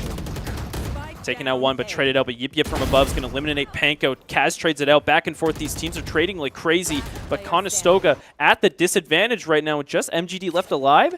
And she's not near the site. Oh, they don't know she's mid. They might have a good guess knowing that she has been lurking throughout the entirety of this match. But she does have a little advantage as they're both watching Spike. Going forward, though, she has to get Spike. Instead of taking that tower angle, she's going to make her way down ramp. Yeah, she doesn't know, but that tower angle would put her in a very good spot right now. Instead, she's going to go right at. Clear in her corner. She's going forward. Cold waiting right past the block. If she doesn't check her left right away, it could be a swift and easy kill, but MGD shuts him down. Just Hunter left alive. She's watching the angle, but pulling out the cam just like that. MGD landing the headshot. Hunter unable to get the bullets connected. That is why you want MGD in that situation. The clutch play, they had no clue where she was. Comes around, picks up a lot of clutch kills there, and puts Conestoga up in the early goings of this OT. Okay, they need this next round to take it all, bring us to a decider on Lotus against SUNY. It's not over yet, but they got to get past this hurdle before they can bring it to a possible win. The side swap, Conestoga, they were doing a good job on defense before we got to OT. Let's see if they can continue that streak. Panko coming out aggressive with Kaz. Here. Bomb Buddy didn't know which target to go after there, but eventually got shot out and destroyed. The mid push coming up as well. Tower almost in full control of SUNY here. Ella Bloom behind, but a tripwire to push through if she wants to get past safely. They don't know. Ooh, but shot in the back. They're going to know there. But Ella Bloom taking down Polar. Cresselia the kill as well. Conestoga already gaining this advantage this early into the round. Tripwire's gone. Ella can make a safe swing out, but it seems that, yep, SUNY wants to get her out of that situation as quick as they can. SUNY with the 2 members up there, a B tower, but Conestoga with the bomb. Spike in their control. 4 members on their team. A good amount of util left. This is the situation you want to find yourself in, especially in OT. Hunters slowly making their way around right now. There is some time to burn for SUNY, but with almost 35 seconds left on the clock now, not as much as they wanted to earlier. Beautiful shot from Cresselia. Here we are, 1 versus 4 situation, just Hunter left, checking their corners. Conestoga can take this round and bring it to the decider just like that. Hunter smokes out, gonna grab Spike, but the spray through the smokes is gonna connect. Conestoga taking map 2, and we'll see them on Lotus. Yeah, you see the smiles, you see the laughter from the players there. Well, looking right at the camera, celebrating a very nice victory there. Holding on to take it in overtime. Wow. It was a difficult start. They did make it through almost even, and going into half swap, they had a good comeback building up, especially on that defense side. Oh, yeah. And there you have it. Overtime win for Conestoga, bringing them out of that match. Well, they're still technically at the match point, but they're also at their own match point. It's just match point all around. Yes. They're still in it. They're still in it is what I'm getting at. In it. Going into the decider map, and I've now seen in both these maps, you could tell whose map was whose. Yes. Oh, yes. Clearly. It is a little scary, though, because of the fact that Conestoga was still in an even situation going into overtime on their own map in comparison to the map that SUNY had on Bind. We didn't see it in OT. Yeah. We didn't see it go that far. So coming into Lotus, it'll be a real interesting situation to see who will thrive on this map. Who would have picked it then? I'm trying to think back to Vito. Who would have technically, because it's whoever has the ban last. I wonder if we could pull that up Is still. they get to choose. If we have that graphic, but it'd be SUNY, Conestoga. So oh, no. Conestoga. Here's the map SUNY. Vito graphic coming up here. No guessing. We'll just figure it out right Conestoga, now. SUNY, Conestoga, SUNY, Conestoga. This is their map pick. This is their map pick, and that's what you maybe like to see. Because they had a choice between Sunset and Lotus, and they picked Lotus instead. Good. Don't want to see no Sunset. That makes one heck very happy, most likely. Yes. I don't know what these guys' history on Lotus is. I don't know if we've ever seen them play this map. Yeah. Gotta search my archive. Yeah, it'll be interesting to see. One of those maps. Nothing. Yeah, one of those maps that came out, and my friends and I did not get it. So I don't mind Lotus. Well, I don't mind Lotus. It's okay. We're not the smartest group. No, it's fine. We've seen Val Gold played it a bunch last semester, so maybe they get some wisdom passed down from Val Gold, learn a bit more setups. They are right there. Yeah, they have the member on desk with them. Yeah, they're over there. But we'll figure that out soon, as we're going to throw it to a quick break as we get ready for map 3.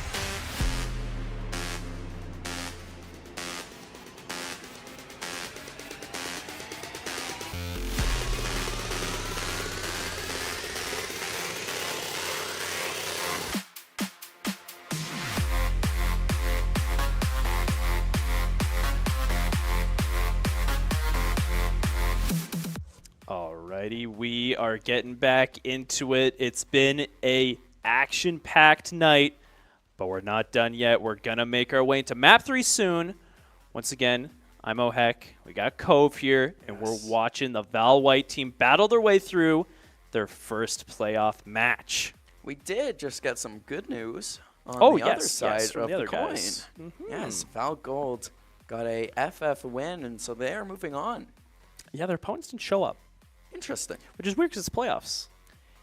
Yeah. And that was an EC. That was an ECAC as well today. Yeah. But you'd think of all times to show up, it would be now. I don't know what's going on over there. Yeah, we'll take it. It's just kind of strange is all I'm saying. But that's the information we have relating to you. Yeah, Val Gold made their way forward, but we got to see if Val White can do the same thing. We're on to Map 3. They took Map 1. We took Map 2 back, and now we're going to see who will win it all on Lotus, which was technically Conestoga's pick, but they had to choose. I like to say you have to choose between two evils, Sunset and Lotus. Which one's worse? And they made the right choice. They banned Sunset, and we're going to see Lotus, which I think is way better. And we're starting on Attacker side. Attacker side, yes. It's funny. They just said it in my ear, and I like slipped Oh, yeah, out just no, like mine that. blanked too, but I wasn't the one currently speaking. Attacker side, it's what you like to see. Exactly. Yeah. Exactly. I want to see that. This is definitely an attacker-sided map because of the multiple points. The defense is hard to hold down these sites, so having an advantage early on will be good for Conestoga. They just need to keep that momentum going into this half swap. They will, and not surprising to see a Killjoy play here with the 3 sites in play. Yes. You got to make sure you're anchoring that, but Kaz, no one locked in yet. These could change. But Kaz with the breach. Interesting. It's okay. It's okay. I don't mind. I like this setup. MGD taken, yeah. You usually see MGD on the Cypher, but it is a lot more reliable to have the Killjoy util lock down that mid site, keep that B under control all on its own. Yeah. Especially in those earlier rounds as well. Just having that turret giving out those information is good. So. Well, yeah, exactly. Just having 2 guns on a site when you're most likely going to be alone is a big difference maker. Oh, 100%. 100% Conestoga going into this really nice lineup I'm seeing right now from these guys. Panko still keeping that duelist role. We saw her shining in that second map. So as long as she continues that nice, good, confident momentum, we'll be sitting pretty. And we see a very familiar lineup coming from Sunny. It's what we saw in the first game. Yeah, the Fade, the Gecko, the combo. It works out really, really well in that Pines match. But it was a very attack-oriented. It was, and they're not attacking first. No, and it looks to be the same on this one. Maybe they're kind of banking on having a really good second half. But hopefully for Conestoga, yeah. But it's different. I don't know what they know on this map. We knew they had some executes on bind, some strategies because they picked it. If they can do the same on Lotus, it can be a bit of a struggle for Conestoga, but they got to wait till their attack phase. Yes, they got to wait. They got to wait, and I won't lie, I'm a little worried about how the first goings of this will be, but I think I'm more worried about seeing Conestoga attempt to defend against this team layout. Yeah. It really does look like we have 2 team layouts of one team that's focusing on defending and one team that's focusing on attacking. They got priorities, really and they're sticking like by it. them. Here we are. Round 1 starting already. Match 3. Conestoga want to stay in the playoffs, but so does Sunny. We're getting right into it. As we see them going over on the ace side of the map, MGD alone as per usual, and there's an early shot from Hunter.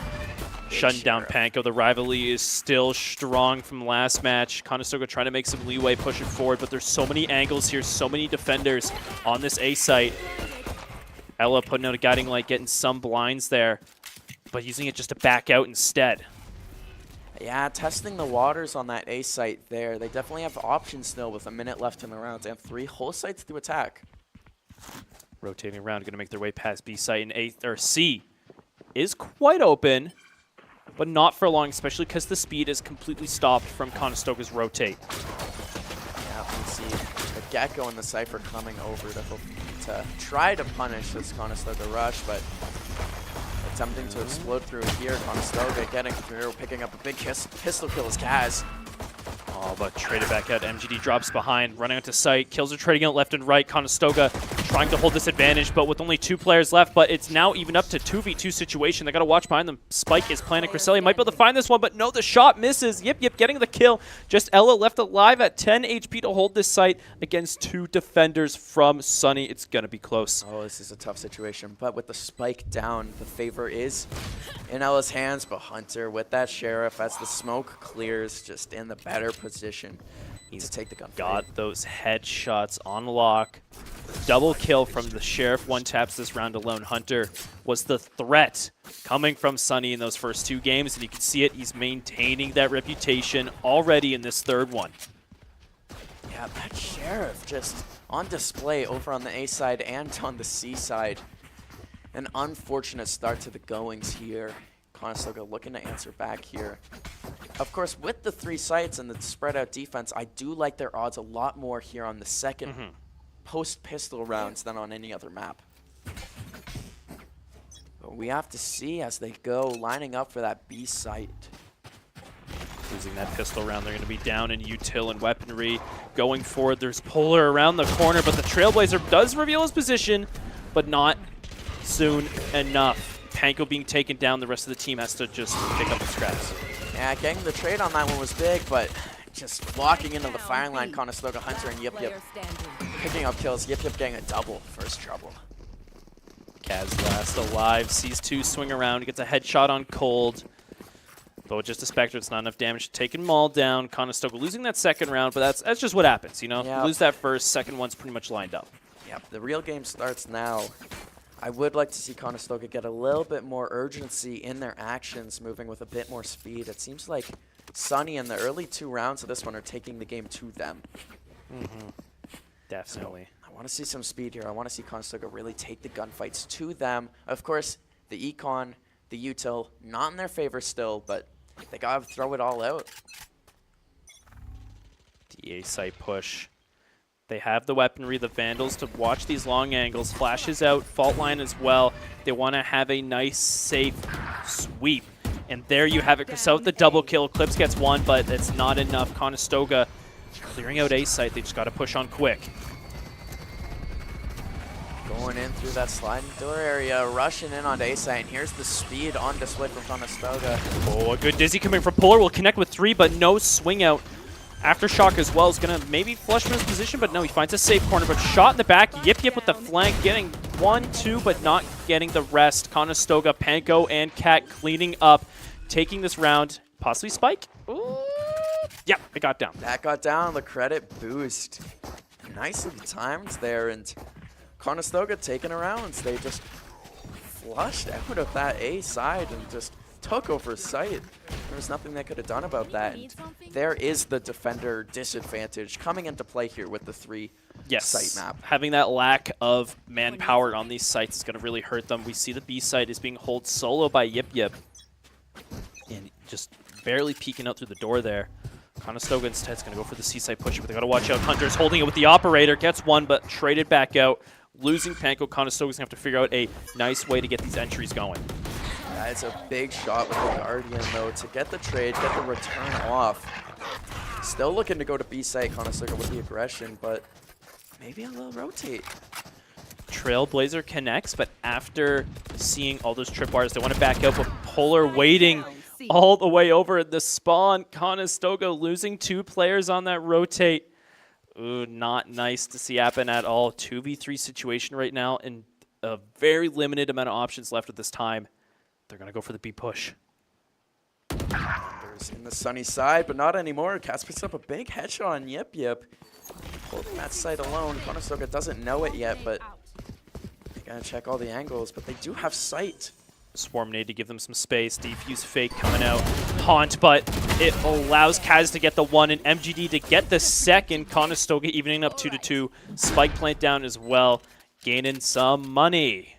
That's what you like to see there. Holding on and that big shot from, I'm pretty sure it was Kaz there, getting the headshot on Yip Yip.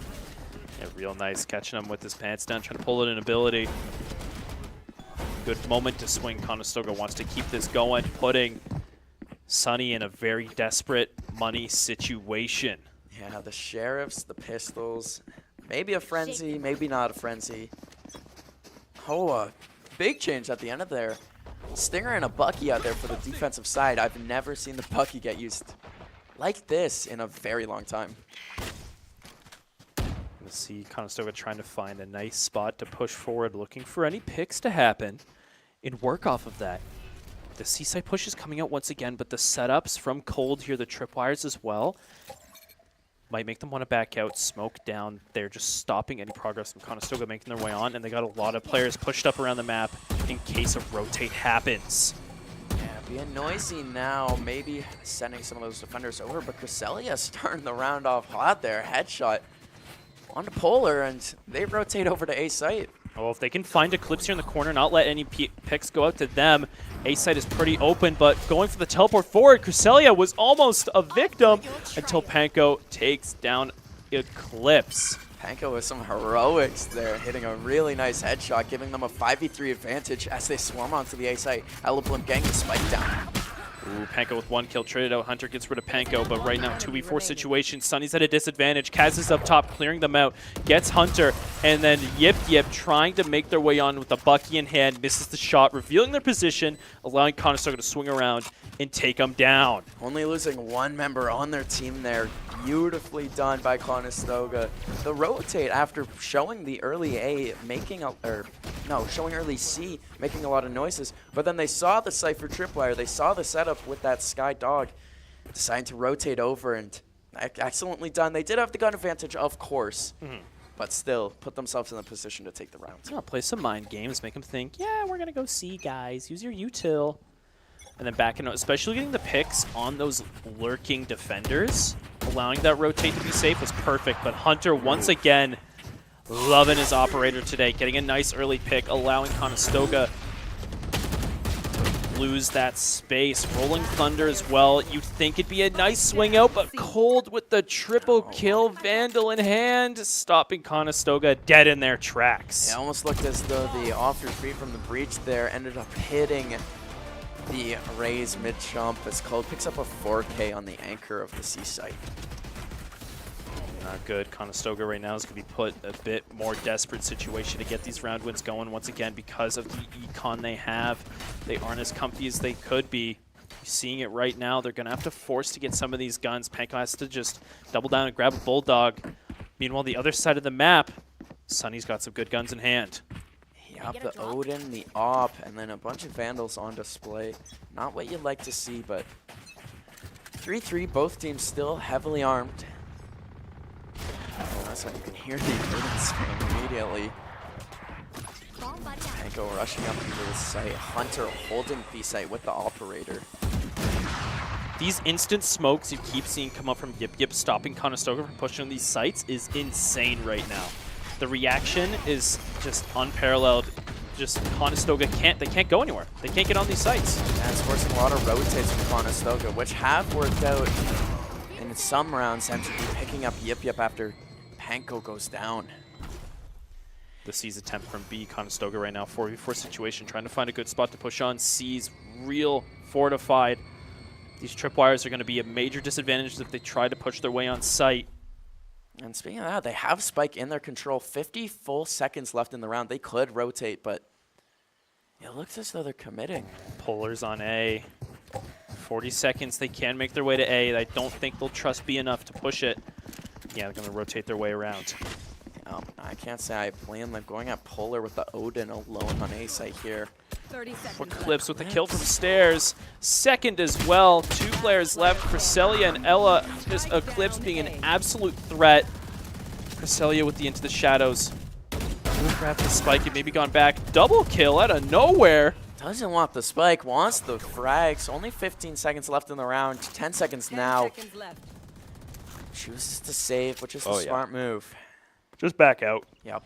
Not a lot of saves on display so far. A lot of teams just going for it. throughout the entirety in both of our starting matches and this one.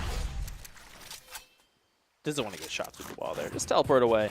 Really unfortunate get picked at the end. Conestoga now down this one round, but it's okay. They'll be able to catch up soon. Yes, 4-3. This one looks to be a lot closer. Conestoga winning 3 rounds in a row. They need to get back to that. They had momentum going, and they seem to have lost it. And it's as you said, the forcing of slowing down. Yeah. When they won those rounds in a row, it was speed, it was execution. But those smokes from the defender side have just been quick as a hiccup. As they look to go back over towards A site this time. Coming in loud, throwing out of the util. The rollout pass, they see one stairs. Kaz is able to get rid of Eclipse, who's the thorn in their side, holding that angle last round. Polar's position is somewhat known, but having that Odin backing out, Conestoga's going to have to watch out, play careful. Dizzy put out, gets shot down midair. Polar with the wingman deployed as well. These little guys can't go nowhere. Mosh is deployed as well. No abilities left for Polar, but that doesn't matter. The Odin is all he needs in hand to get 1 kill. Kaz with the attempt at the showstopper shut down before the rocket launcher's equipped. Just Ella Bloom. MGD left alive. MGD taken down. Ella's able to swing out, get a pick on Polar, but Hunter stops her dead in her tracks. Yeah, nice blinds there just to make something happen. Got 1 headshot coming around the corner there, but a 3v1 situation, you got just the Sheriff. Yeah, exactly. A lot more even, yeah. Being forced to buy these full stacks of Vandals. But if they lose this round, they're going to be put in a bad spot economy-wise. That's why they're going to have this timeout. Just have a little chit-chat, you know? Yeah, discuss some strategy, take a minute to breathe. Think about what were we doing well when we won those rounds in a row, and how did we let 3 rounds slip? The kills are very even. Both Kaz and Cresselia. Cresselia especially having a very noticeable performance in the early goings of this one. Oh, yeah. A lot of good lurks, a lot of very good headshots on unsuspecting opponents, but they're going to need more, and they're going to need those entries to be just a little bit more electric like we saw in the last map split. Yeah. Need a bit more speed. You've been saying it. It's what needs to be done in order to get these site pushes secured. Maybe a bit more of a collapse because they're struggling a bit to get onto site. I think they're worrying too much about their ability usage in terms of holding the site, preventing the retake, but they can't even get to that point where they have to worry about the retake. Yeah, the biggest thing I'd like to see now is if they can go over to C site and challenge the Cypher. Of course, they are lined up for A right now, but not saying there won't be a rotate, but I do want to see them break through that defense and find a C site win. I think that'll be a big thing for Conestoga. Penko getting ready. Flies around the corner. Kaz steals that kill. They got to watch that door to the left, though, but making their way into tree. Their presence is going to be known. Polar on site. He's still got that Odin in hand. Just waiting to unleash a hail of gunfire. Takes the first combo. Really wants this. Kaz returns back and picks up a second one. 3 kills on the round. 4 kills on the round for Kaz. Going electric right now. Just the Odin. No, just cold back on the map there. MGD picks it up. No ace. Wow. Electric shooting. Insane. Just left to right, getting those picks one by one. Kaz showing what she's got. Operator at the situation as well. Gonna have to force a bit more expensive buys coming from SUNY, but Conestoga is trying to find themselves a more comfortable position as they have to catch up. Yeah, we're seeing Hunter bust up the Operator a lot on this map, more so than Split especially. It's like a constant buy right now. Yeah. If not Operator, Bucky. Those are the 2 weapons available. Hey, 1-shot, 1-kill weapons. Yeah. Once you get used to them, you can't use anything else. As they go and attack A. If it ain't broke, don't fix it. Interesting haunt deployed. We see the Nightfall coming out as well. Gonna make Conestoga a little more scared to push onto the site. They're trying to get forward. They gotta watch their left. Though Polar's up close. Ella's waiting. They just want to have this ultimate wear out before they can get going. But of course, anytime Burt, take a look at the map. Flanks are being generated. Positions held down from SUNY. Conestoga have to watch their backs soon. Penko swinging around. Gets a kill. Dizzy eliminated. Second kill as well. Clearing some space for the team to advance. Good kill, and the rotates. The flanks didn't come from the SUNY side there. As Conestoga really committing to this A site, and it's working out for them. Oh, Seeker's going forward, Paranoia as well. Eclipse is not having a good time, but it turns around just like that. Being able to eliminate Panko amidst the chaos. Staggering Conestoga a bit more, but not enough to prevent that spike plant. Just 2 players left alive, both Hunter and Cold to retake from Conestoga. Oh, just like that, and it's over. Matching headshots for MGD and Kaz, ending the rounds there. Conestoga tying this one back up, taking 2 rounds in a row. Maybe the timeout was needed. Yeah, it works sometimes. Yeah, clearly. And again, Kaz has been incredible there, but the biggest difference that round especially was Panko coming in, picking up some really big kills. Just started off, and it just opened up everything for the rest of the team. Playing that entry, using it real nice. Conestoga able to tie it up right now. It's close. Yes. 5-5. Thing is, though, having this attacking side role, you want to get an advantage, have a bit more of a lead over Sunny, because we were talking about earlier, they have an attack-based comp. Yes. Of course, though, Conestoga, with their more defensive-based comp, the Killjoy, we haven't gotten to see too many big plays from Killjoy on offense. I don't think we really will, not really the Killjoy strategy, but the A site attack has been relentless for Conestoga, and they just walk their way out. Eclipse with the flank, able to get MGD eliminated, but Cresselia trades it back, but swings around. Yip Yip with the double kill from the door. The Sheriff is insane tonight. Spike as well was not in possession of Conestoga. Spike didn't find its way over, and Polar taking down Kaz. It's just Panko in a 1v3 situation here. Picks up the first one on Polar, though. Does know that Cold is back there from the shots that came out. Not sure if Panko was aware of the position of Yip Yip, but knows from that smoke, they gotta be close. Smoke out and forced to make her way over to tree and touch the door, open it up, making some noise. But a second smoke as well. You're just unable to get anything done. Gonna have to rely off this drop smoke. These last 2 players, they gotta watch these different angles. Panko swings out and can't land the shot on either of them, getting shut down. But it's okay, Conestoga, they have room. Have room. The economy was enough in their favor here where they're not in a bad position. They have full buy, they have full guns other than a Guardian.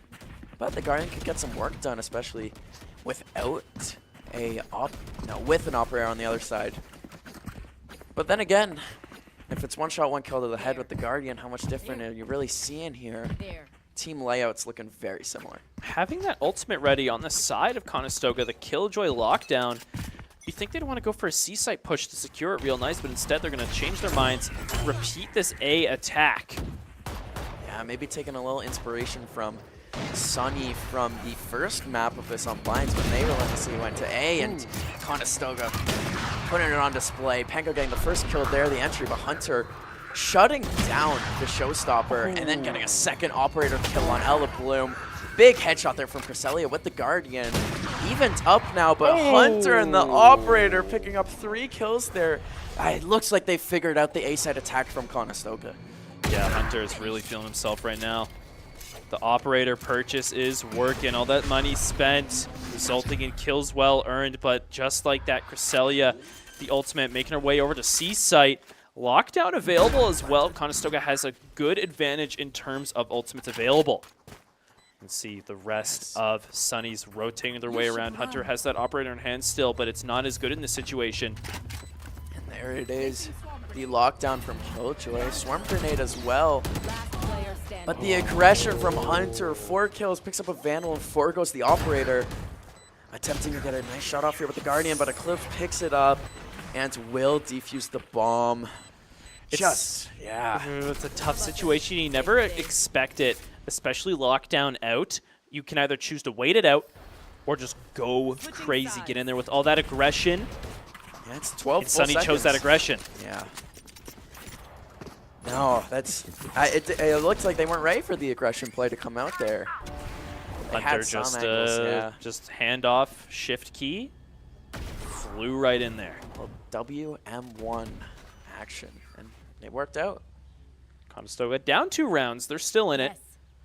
But having this advantage in the favor of Sunny going into the side swap with this attack-oriented comp, it's not looking as good as it should. Yeah, I'm a little worried, but it's just 2 rounds, and if they are able to pick up this pistol round, there's no reason we shouldn't go into the rest of this half 7-7. Of course, 7-6 on the pistol round. Yeah. Picking up the second round. Yeah, that pistol round win, though, almost. This is going to be huge. This is going to be huge, this pistol round. As well as the first goings. I said the pistol round was huge, and it did. It decided, I think, that's 7-5. The C site opening coming in there. Conestoga just kind of leaving it available for Sunny. They're going to have to play off this retake real soon. Spike planted. Ella hiding here in Waterfall, smokes out, preventing her any angles from pushing on. Gonna opt for the Trailblazer, get some intel, allow a safer space for the team to push in. A double concuss as well. Cresselia coming behind, able to get one kill, but traded out. Cold shoots her in the back of the neck. Conestoga pushing their way in through main here, along from behind and spawn. Hunter gets one, gets traded out. 2v3 situation. Ella flanks her behind, shoots Polar in the back, and just Cold left alive from Waterfall.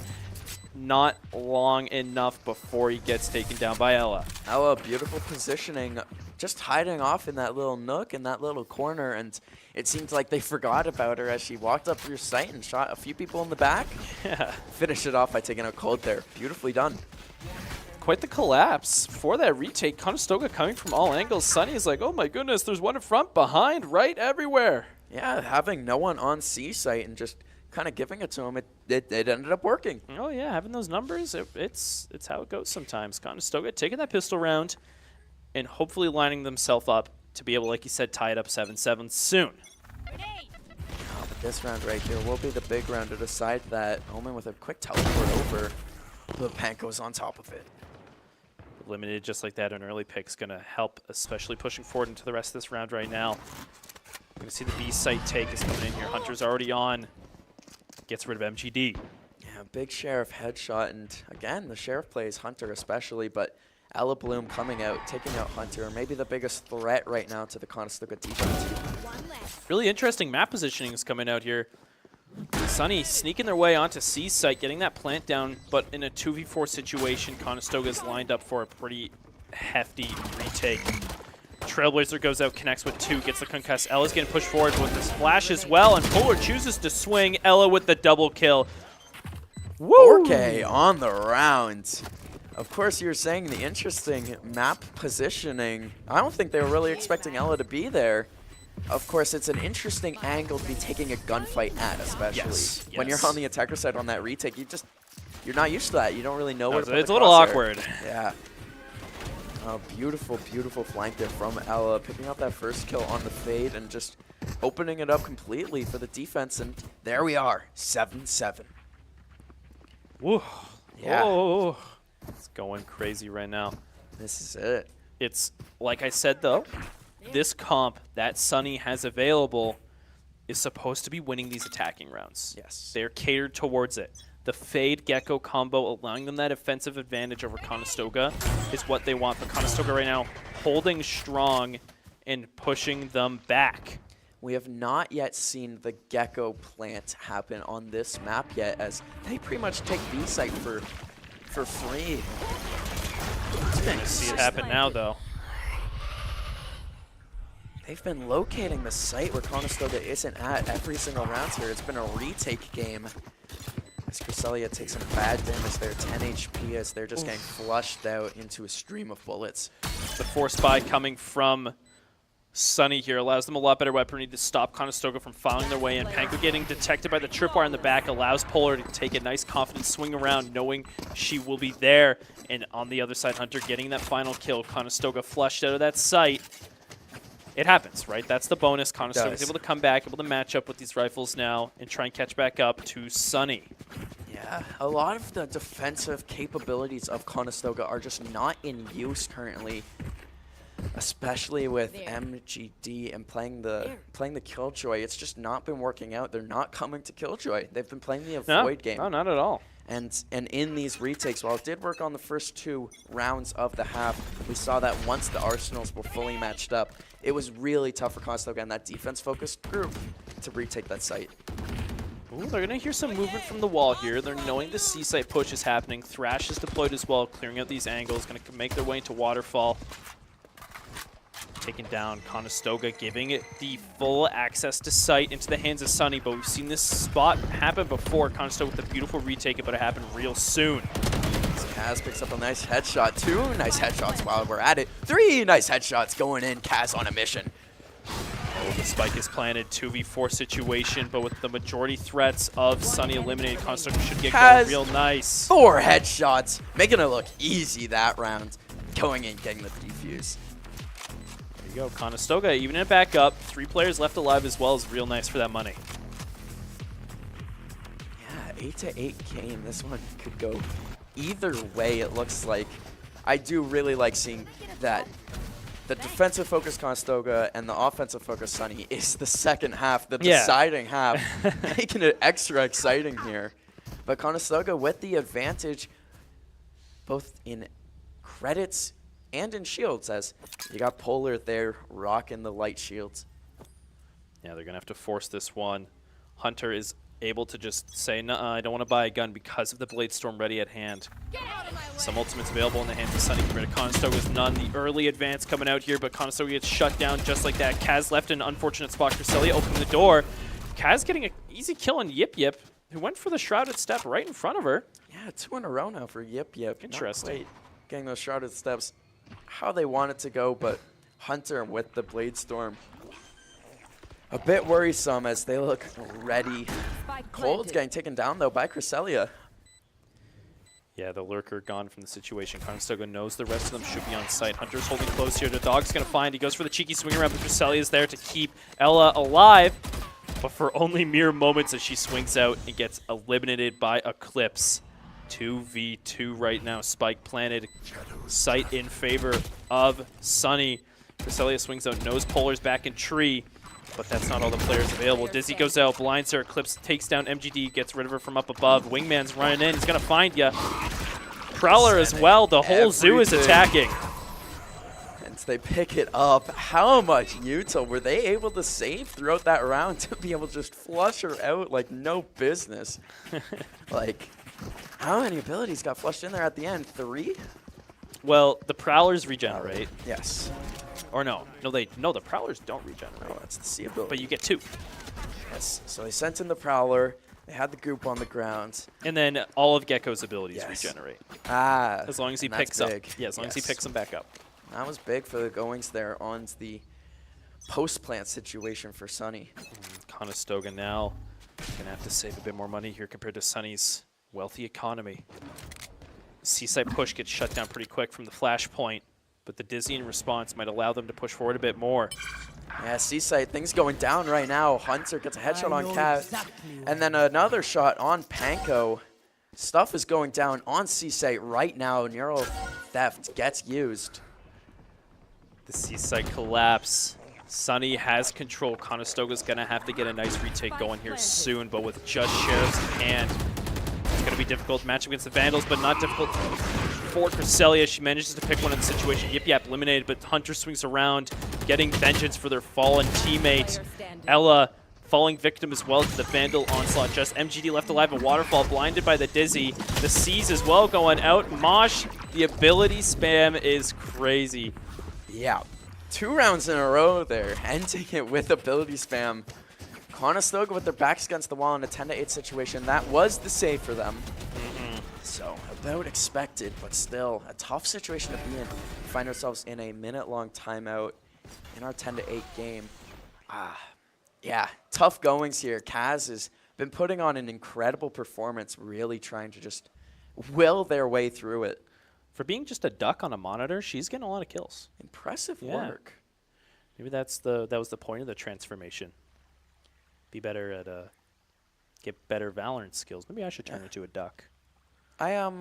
Could I do like a trial? Maybe like be a duck. I think for you a have to day? do like alchemy and like lose part of you for that. I mean, that's 100% duck though. I don't think. Oh, for sure. Lost any. Hasn't fallen too. Which No, is just stable, as real stable stance, asserting dominance at that camera, has yet to break eye contact. This duck means business. The duck hopefully being the good luck charm for them coming out of this timeout. Trying to come up with some different strategy. They've been playing the retake game a lot, so maybe they're trying to decide, do we continue that? Do we iron out our retakes? Do we try to meet them before they get to site? That's the thing though, right? Having this deadly comp pushing onto site, the retake is one of the best options for Conestoga because the execute coming from Sunny is difficult to deal with. Yeah, it'll be interesting to see how the util play keeps getting used, as it's been conservative on the site takes for the Sunny side. Face your fear! The Nightfall going out through B. Sunny's making their way onto site. They're getting it under control right now. Conestoga isn't as close by as they want to be. We're going to see the doors swing out. Panko's able to grab 1-2, but gets eliminated as her and Kaz fall victim. The flank gone. Conestoga only going to have to retake from these main angles. All three up in top B. Everyone at this doorway here. Ella Bloom gets a start with 1 kill, gets 2 kills on the trade on Hunter. Eclipse get a kill, and then MGD winds up ending the round, getting a headshot on Eclipse, defusing that bomb. 10. Wow. 9. What an execute. The guiding lights at the site, clearing out some space, blocking out that vision. Good thing they found Hunter in the corner there. He's able to get some kills before being taken down, but if they didn't get that intel and just left him alone, he definitely would have shut down that retake. Conestoga, yeah, trying to catch up slowly. And we're going to see a timeout for the first time this series coming from Sunny. Yes, interesting. In the lead, yes, but maybe they feel like they're slipping a bit. I don't know. They've had Conestoga's number so far. Actually, no, Conestoga's won more rounds on defense because of that pistol rounds. But once full weapons, full armories are in effect, it seems like the advantage has been the Sunny way. Yes. And so that's the big thing here with this timeout and the lesser weaponry from Conestoga. Of course, the timeout taken by Sunny also gets to be used by Conestoga, so it'll be interesting to see what they come out of this timeout thinking. 2 Guardians, a Spectre, and 2 Vandals. Yeah, Conestoga trying to make their way back up. In terms of that money, Sunny's sitting pretty, but they can be shut down real soon. See what happens. 5 seconds, timeout's done. We're nearing the end of this third map in this series. Might go to overtime again like that second map, who knows? I wouldn't be shocked one bit with how evenly these 2 teams have been. It's almost bound to happen, but if Sunny can keep this momentum going, Conestoga losing this round can definitely spell an easy match point for Sunny. Oh, their backs are against the wall in the econ situation as fight's going down at A site here. I want to see something big from Panko as the rotate comes out. They didn't like A site. No. They're like, you know what? It's a lot of explosions going on over there. Let's just go to a different space. And the Conestoga rotate coming in. It'll be interesting to see if they wait, let them get the plant, and it looks like they will. Let them get the plant, fully regroup. Oh, the Thrash coming out, getting some detains. 2 for Hunter, possibly a third. Ella's trying to fly her way in here. Mosh as well in the back. Polar's chasing him down. Just Ella and Cresselia left alive. She's going to hold close, but Hunter swings the corner, finds the kill, and a 4th as well. 4 for Hunter that round. The flawless from the attacking Sunny. Just on a mission, hunting through the middle part of that map was Hunter. And of course, shooting 2 people staring at their hands, looking like Shaq catching a lob from Kobe. Unfortunate goings here. Hunter with 26 kills in an 11-9 game. Yeah, Conestoga losing that round is not good. Forced to save a bit more. 5 sheriffs in hand. Might be able to bring it to match point here for Sunny. Conestoga is put in a horrible position. Yeah, they got 1 round to play with, and then that's game. So coming up through mid here. Again, I want to see something from Panko. Panko and Kaz slowed down a bit coming into the second half of this. As they got the information, Yip picks up the first kill there, and Hunter takes out Kaz. Losing control of the map, walking up B site now is Sunny. Good attempt at being aggressive, but you just can't match up to the Vandals in hand. Hunter swinging up. Oh my goodness, fan the hammer from Cresselia. Hopefully a shot will land, but none do.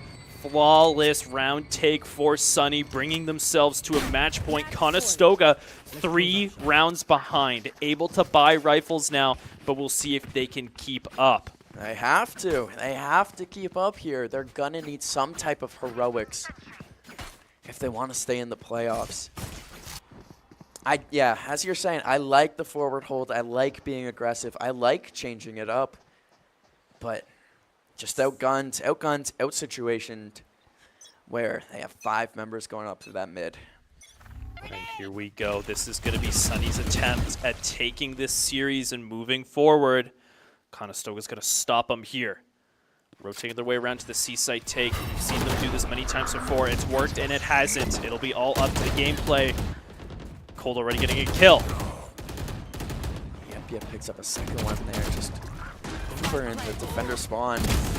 Oh, it's falling apart one by one. Conestoga is losing. Just Kaz left alive.